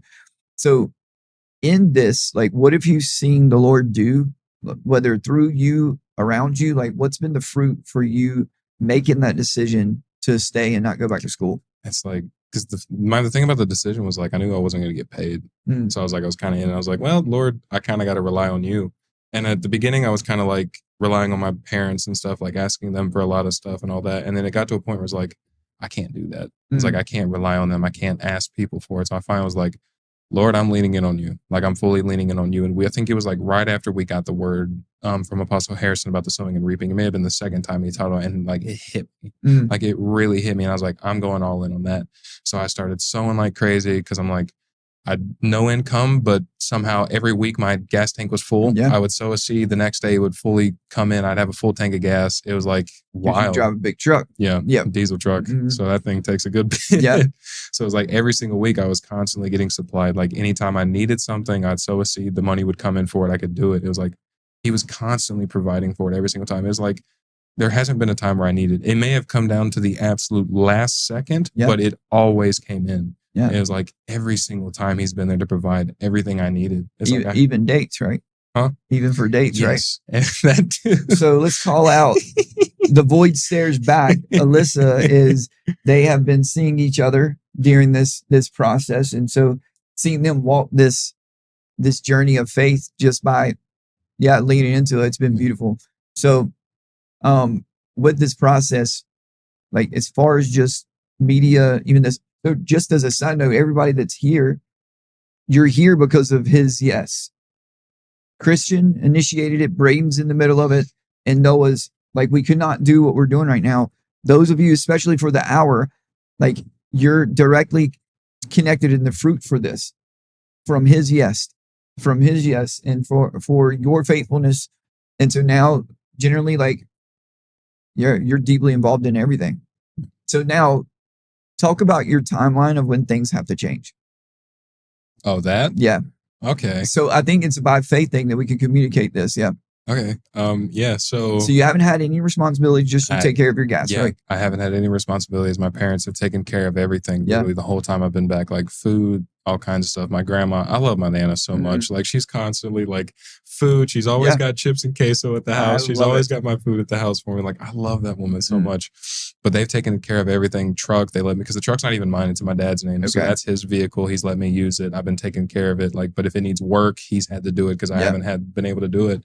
So they've been taking care of everything. And then I had a conversation with him the other day. He was like, all right, you've been out a year, like more than a year. So it was like, it's time for you to start paying stuff. So we had a set list for me to pay starting September 1st. So I'm kind of like, all right, Lord, you told me to do it. So you're going to pay for it. Rightfully so. So like, there's no knock in this at all because it's like rightfully so that there's now you're stepping into that transition into adulthood. Because I know you since you were 14 years old, and to see even just the grace gift that your parents allowed you to do that for so long. Yeah. So Braden's quitting his job September, like officially September 1st, or he goes part-time, then it ends like I believe it ends September 1st. So it ends September 1st. Your parents have given you a deadline that you need to pay this amount in bills September 1st. Yeah. And there's some other things that are brewing on that are about September 1st. So us as a ministry, like literally when things come in, like I said, I tithe to you guys. Like whenever anything comes in, I usually tithe to y'all. So the Lord has put it on our heart. Like he's going to have to show up. Yep. Like my wife works, we sow and reap, and things show up. Like they've been showing up. Everything's been provided for. Everything for the conference was paid for. We had like $5,000 come in total for the month before conference, and all of them went back out.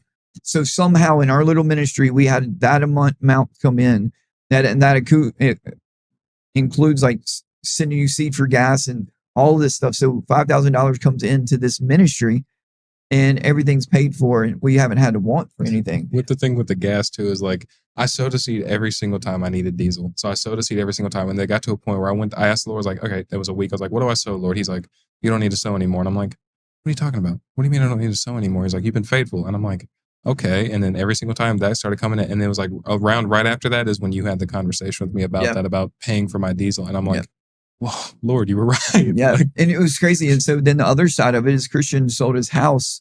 And so Christian's been without an income for 2 years, probably 2 years, something like that. And so we're all at this moment of September 1st together. Mm-hmm.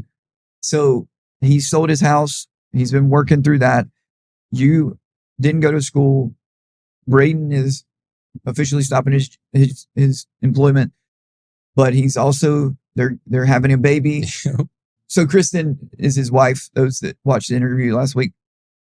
So all of this is coming now, and we as a ministry are just walking this thing by faith with our family, making some transitions and making some hard decisions. Like we're at this point where we're going all in. Yeah. And the Lord has to show up. But it's not like we're making these decisions. He's leading us, whether it's been your parents, not in a bad way. It's actually in a cool thing because it gives an opportunity for him to provide. Yeah. So how do you cope? What's your outlook with moving forward? Even if you're talking about sowing and reaping, like, is there any worry or care that how do you approach the next couple of months? Because we're sitting at mid-July and it's like the doubt tries to come in and stuff, but it's like I've seen him show up every single time. It's like this may be a bigger show up, but it's like I know it's gonna happen. Yeah. It's like this is like probably one of the first times I can solidly say I don't have any doubt that he's gonna show up. Yeah. Like because he doesn't this is one of those points he doesn't have a choice. Like this is doesn't have a choice. Lord has to show up for all of us. Yeah. Like because you called us to this. We know you've called us to it. There's been so many confirmations that you've called us to this. So it's like you've got to show up. Yeah. It's like we've been diligent with sowing and reaping. We've done what you've asked. Like we're continuing to sow, reap, whatever we need to do. We're setting up stuff that you told us to set up. It's like it's time for whatever needs to come in to come in. Yeah. So we're just in this place of complete faith, right? Yep. Faith comes by hearing by the word of God. So we've gotten the word concerning it. We're sowing. We're being intentionally about getting a word concerning our things. And so, because that was the first word the Lord gave to me about the no money thing, is like, I need you in a place where you're fully relied on me. Is like, and that's where we're all at, is like, we literally have no other option except to be fully relied on him. Because it's like, one of the words he gave me too with the sowing and reaping, he's like, how can I trust you then when you have all the money if I don't trust you now with the little that you have? So it's like sowing the little to reap what I need to reap. It's like, how can I trust you with a lot of money until you show me I can trust you with the little bit that you have? So it's like learning to steward that correctly, to steward truly what it is that he has for us. And that's what this feels like. It feels like a burn everything else out. Like, show me that I can trust you to steward what I have called you to do, and then do it from that. When's your birthday? August 30th. So you're about to turn 20? Yes, sir. This man of God's about to turn 20. And I want you to think about this. Like, you see it. I know you got to see it. Like, the maturity that he walks in and what he carries is really special, because he's more than just like part of the media team. There's a different grace that's there. There's more than just security and those assignments, but it's like, it's fun and encouraging and beautiful to watch the transition, and to realize that it's only been a year from really locking in. That's wild.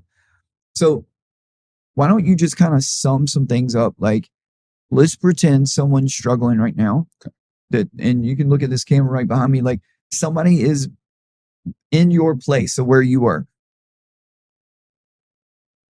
Yeah, someone's in the place. What would you say to the younger you, or what would you say to the one that may be struggling like you are? Because here's the thing: we are called to minister to the old us, right? We're not. So the thing that we've overcome is the thing that's going to be used in authority. Not always the case, but we will minister to the old us. So let's pretend the old you is there. What do you want to say to them? What needs to be? Yeah. I'd say the first thing is, I'd say just keep going. Like, just keep going and relying on him. Like, you're not what you do. You're not what you do. You're not your past. You're not what's been done to you. You're not what you've done to people. You're not any of that. You're who the Lord's called you to be. And that's what the realization is that needs to happen, is you need to realize who you are. You need to realize who the Lord has called you to be. You're not your sin. You're not your mess ups. You're not any of that. You're a son. You're a daughter. You've been called to a higher purpose. You're an heir of Christ. Like, you have the mind of Christ. You're all these things. Like, I can't say enough. You're not the sin you do. You're not the mess ups. You're not any of that. He's called you to such a higher purpose. And there's a vision that you're going to see now. You're going to see wider, and you're going to see farther to see what the Lord's called you to see. You're no longer going to see one step ahead. You're going to see 10 steps ahead to see where the Lord has you. You're not going to see what you just got done doing. You're going to see what he's going to have you do. So, God. Like, there's just he loves you so much. He loves you so much. Like, he loves you so much.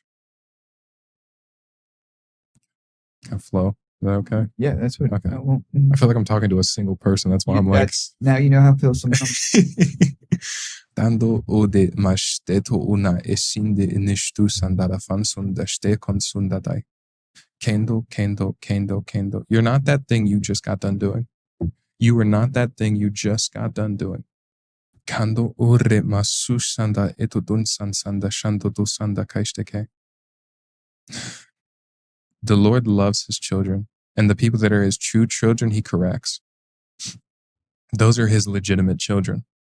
So he loves you enough to correct you and show you what it is you need to change. And it's not even something you have to change. It's seeking him. Like, you seek him with everything you have, and everything else will fall in line. Like, you don't have to change anything. You don't even have to stop what I just talked about you were doing. You don't have to stop that thing. You just need to seek him with everything that you have. And like I said, everything will fall into line. Bando ustendo uramasunda candide sendeke. Kendo ustetu no fansanda stendo. Kendo ustendo usande endeke. Because there's people behind you that you're doing this for. There's breakthrough for those people behind you in Jesus' name. Duramasunda candide sendeke shteke. Kendo. You're going through this for a reason. It's to strengthen you. It's to bring you up higher. It's so you can teach people to go what you're going through and how to get over it. It's not so you can just sit there and struggle with it. It's to keep you there. It's to keep you growing. It's to keep you going higher and not sitting in that place. It's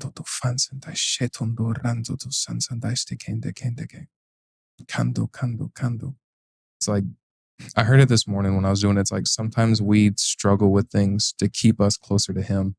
It's like sometimes our struggle is there for that, because if we didn't struggle with anything, we wouldn't seek him. We wouldn't search him because we wouldn't need him. It's like we need him. And yeah, just search him. Just search for him with everything that you have. All right. I think so. Amen, huh? Amen, huh? So you in your past, so the way that you're labeled, the way that you operate now, you are actually the town drunk. Yes. Okay. So what that means, and that we're going to trigger religion for a little bit. Okay. So that's good to me. It's been prophesied that you're like the bartender for the gathering or whatever. So that means that you operating in the grace that God's given you bring joy, right? So you bring joy. The joy of the Lord is our strength. Yeah. So strength in order to endure, especially warfare, we need strength, and joy of the Lord is where that comes from. And so I felt there's no greater way to really express this than to share a bunch of videos from those experiences. So if we have, please don't be me being drunk.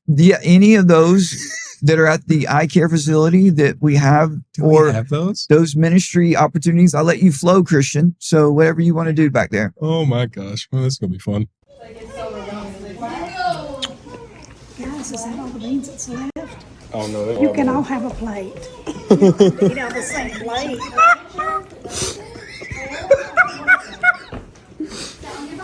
This is by far the weirdest thing I've ever done on your birthday. It's by far the weirdest thing I've ever seen. Happy to help. Very happy to help. How are the beans? How are the beans? Fantastic. The beans are good. Keep it going. What else you got? You got something at the eye care facility where you guys were maybe being ministered to? Braden might help you to find that one. But let's look at. You got the what? He's got the beans. He's got lots of beans. No, let's go. Let's do some memes. Show us some memes. Do you know that Noah just passed out? Do you know that it went timber? Right now at 7, you have to see this new video of a close call on the left.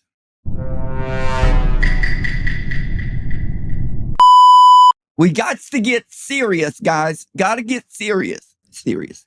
Throw the $5 picture up. We were made to be courageous.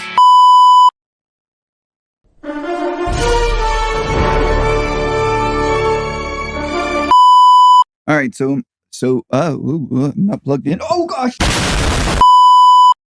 Fine. Be loose from thou infirmity. You, that's nasty.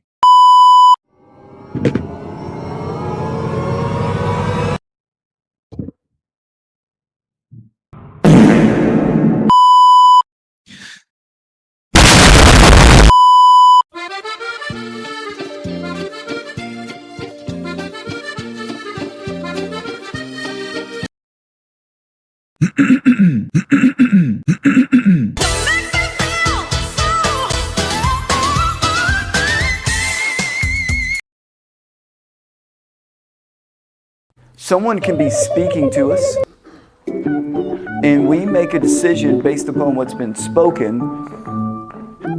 Is it always the Lord? So this thing just speaks. And it just speaks and speaks and speaks. Speaks.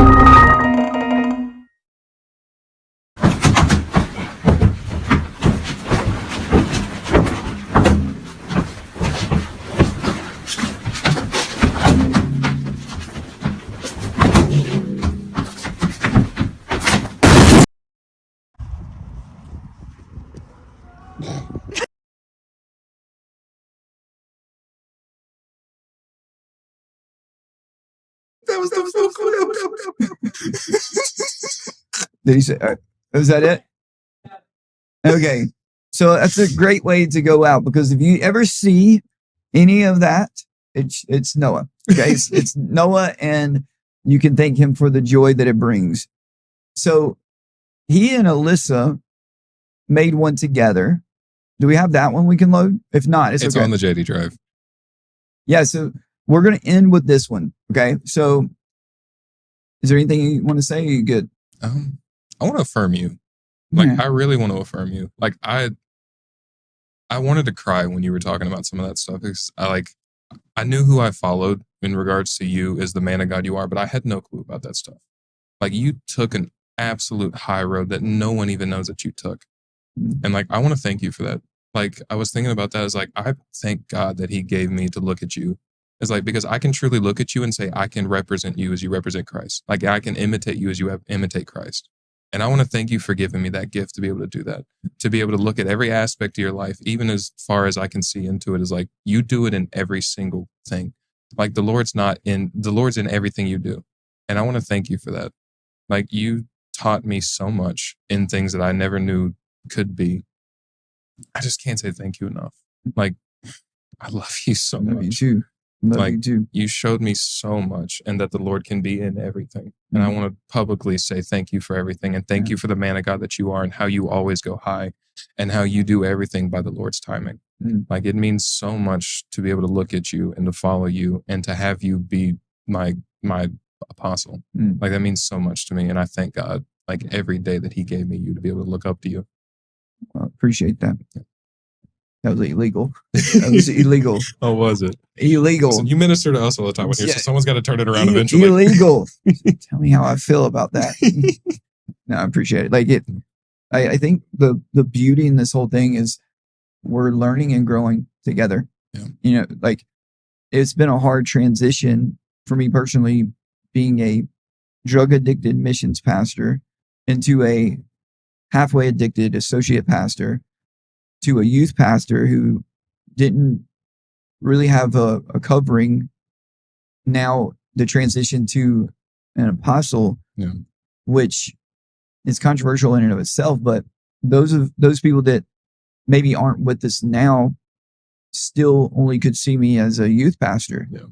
And there's certain relationships in regards to a youth pastor where you're not looked upon as a true pastor or a true like leader. Yeah. And so some of the leaders that were with us and some of the people did not have that ability, or chose not to have that ability to transition with us. And I think the hardest thing for me is looking back at the people who were supposed to be with us that did not understand the apostolic grace. And I didn't know it.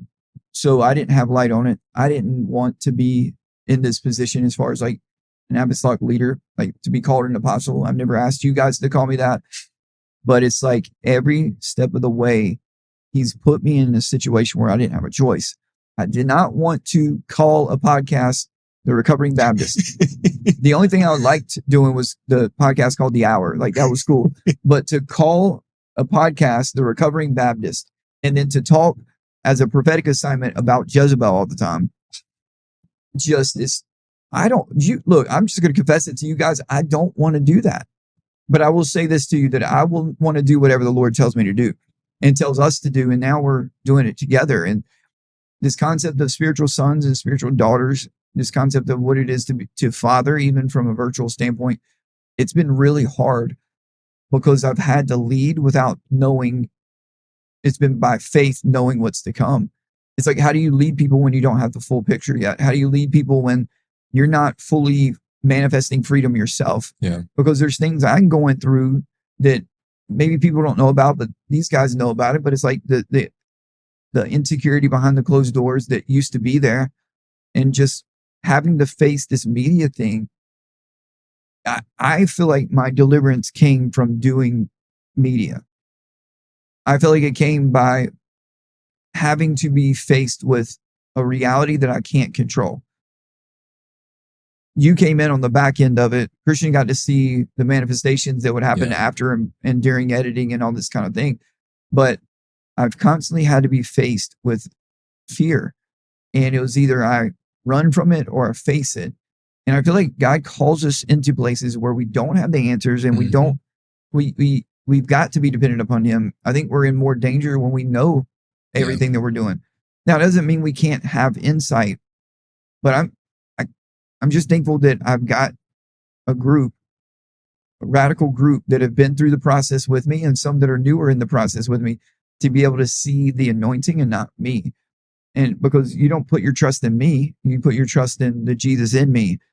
And the maturity that you walk in shows the fruit of my life. So Paul says that you are letters that are being written. And so if people want to see the fruit in my and my wife's life, we look at the people that are in it and those that are choosing to lay their lives down to follow Jesus with us. And so you're the greatest letter that I could have written, like you and the guys that are consistent with us. And a lot of people can't handle that. And a lot of people can't handle this kind of ministry because it's unfamiliar and it's controversial and it's not traditional. And as we grow and as we become more like Christ and these prophetic assignments he gives us, like attacking Jezebel all the time, like the best place, the only way that I'm here, the only way that I'm able to lead you is because I literally can't do it. And that's the healthiest place to be for me because I've put my hands on things so many times, even the youth situation, where I could have done things a little different and I could have said things in a different way. I could have been a little bit more transparent. But I would say that one of the things that I admire about you and the team is that you lead not with your strengths, but your weaknesses. Like it's by grace through faith. And it's like his power is made perfect in our weaknesses. And I feel that I've been able to give the gift of going first so that you guys can go second. And my ceiling is going to be your floor. And so this will exist long after me. We're not building something that's just temporary. No, we're preparing an army for this end time moment. Like, what's going to happen if we can't have media? What's going to happen if we can't gather? Yeah. This is a season. This is a moment of really equipping and being willing to be wrong, being willing to be persecuted and to not be liked, which has been my biggest fear. I want people to like me. I don't want to be controversial. It's part of the reason why I've avoided the camera because I can't control who's on the other side of it. Just like right now, like I shared stuff with you guys that nobody knew, but at the same time, I don't know who's going to see that. And so there's some deliverance that's even happening with me right now. But I want to go out on a positive note. On a bang. Really. A couple explosions. So I'm going to pray, and we're going to pray, and I'm going to end this podcast with a video that you and Alyssa put together so that you get a fruit of their teamwork. How about that? Can we do that? Go for it. All right. So Father, I thank you for this man of God. I thank you for his heart. I thank you for his life, that he is teachable, that he's humble, that he's more than a conqueror, that God, where he walks, you've given him authority. He has eyes to see and he has ears to hear in the realms of the spirit. God, I thank you for his faithfulness and loyalty. And we thank you for the seeds that are going to be sown in, even on this podcast, that those that would watch this would see the need and sow and be led to sow into this podcast. God, I ask that you would help us to walk in humility and teachability, to trust fully on you, that we can do nothing without the anointing, because we can do all things through the anointing which strengthens us. And so I bless this man of God. I'm thankful for him. And I pray that whoever needs to see this video would see it, and that the seeds that he sows would be deeply implanted into good soil to produce the same fruit, if not more, that he carries. It's in Jesus' name we pray. Amen. So I love you guys. This concludes this podcast with Noah, and I will leave you with this commercial / what do you call it? Some concoction that the Lord put in my head. Yeah. And made. which led to my deliverance too, because Yeah. of letting you in to see this. Because I mean, we've mess. had this for what, 6 months? Yeah. Like we It had this took for a long time. Yep. And some of you that are on the hour, you're going to know the video we're talking about. So I love you all. Let me end on this. There. Okay. So I love you all. I'm thankful for you. Look, we go live every Tuesday at 9 p.m. Eastern. Okay. It's called the Recovering Baptist Podcast. We also go live Monday through Friday, 12 p.m. Eastern to 1 p.m. Eastern for another podcast called The Hour. The Hour is an unscripted time of prophetic ministry. It's literally flowing with the Holy Ghost. It's more fathering, more getting to the roots of things like Jezebel and Ahab, but it's a uprooting, pulling down, destroying type of podcast where we just flow with wherever he wants to go. I also want to give this, by the time you see this, if you want to buy a t-shirt, do we have that slide? Yeah, it should be still. So I'm gonna put this slide up. It's the 2 t-shirts that are for sale right now that are pre-order.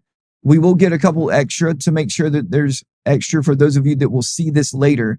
But we got the shirt called Love the Hell Out of Them with Perfect Love that's for sale. It's $40. You can go to our website, thegathering.global, and just make sure you put your size in the memo. And then we have the one that Noah's wearing, which is Jezebel Shall Fall. That was our conference leaders t-shirt.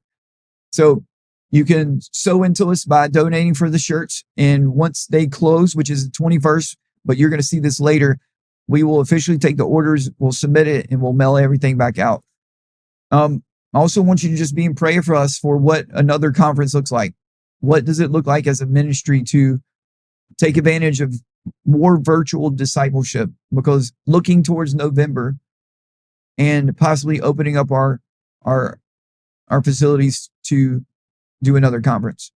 So I love you guys. Check this out. We'll end right after it's finished. Go to thegathering.global for more information. If you want to sow through Cash App, it's 704 The Gathering. You can also give through online. You'll see it. It's pretty simple. But I love you all. We're thankful for you. Check this out.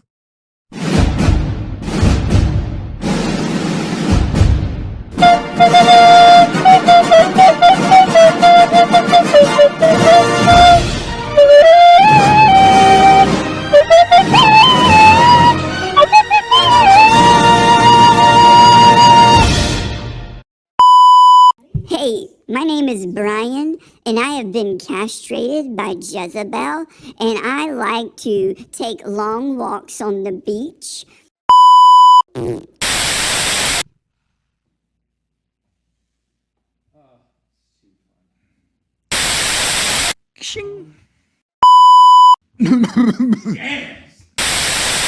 Oh, yeah. The enemy seeks. Did that make sense? If you don't deal with this,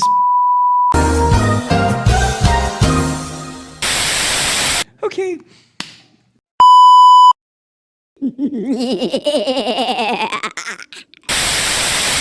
Yay. Hamburger.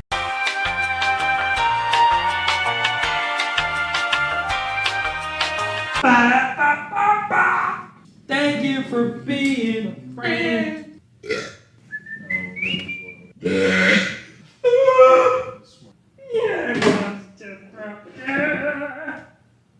I am a stegosaurus.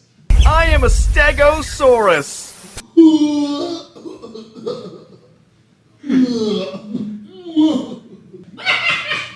That's my kind of comedy right there, man.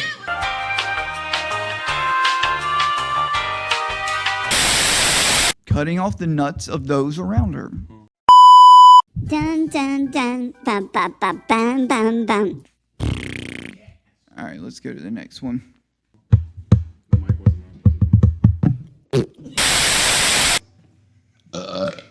Now surround by the arms of the Father. That Have you ever had a dream that you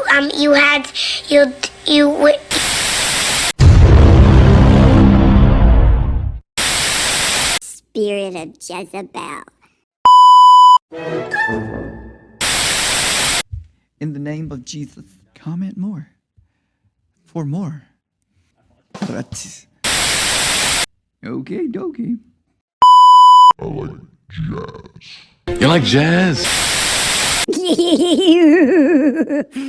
Yeah.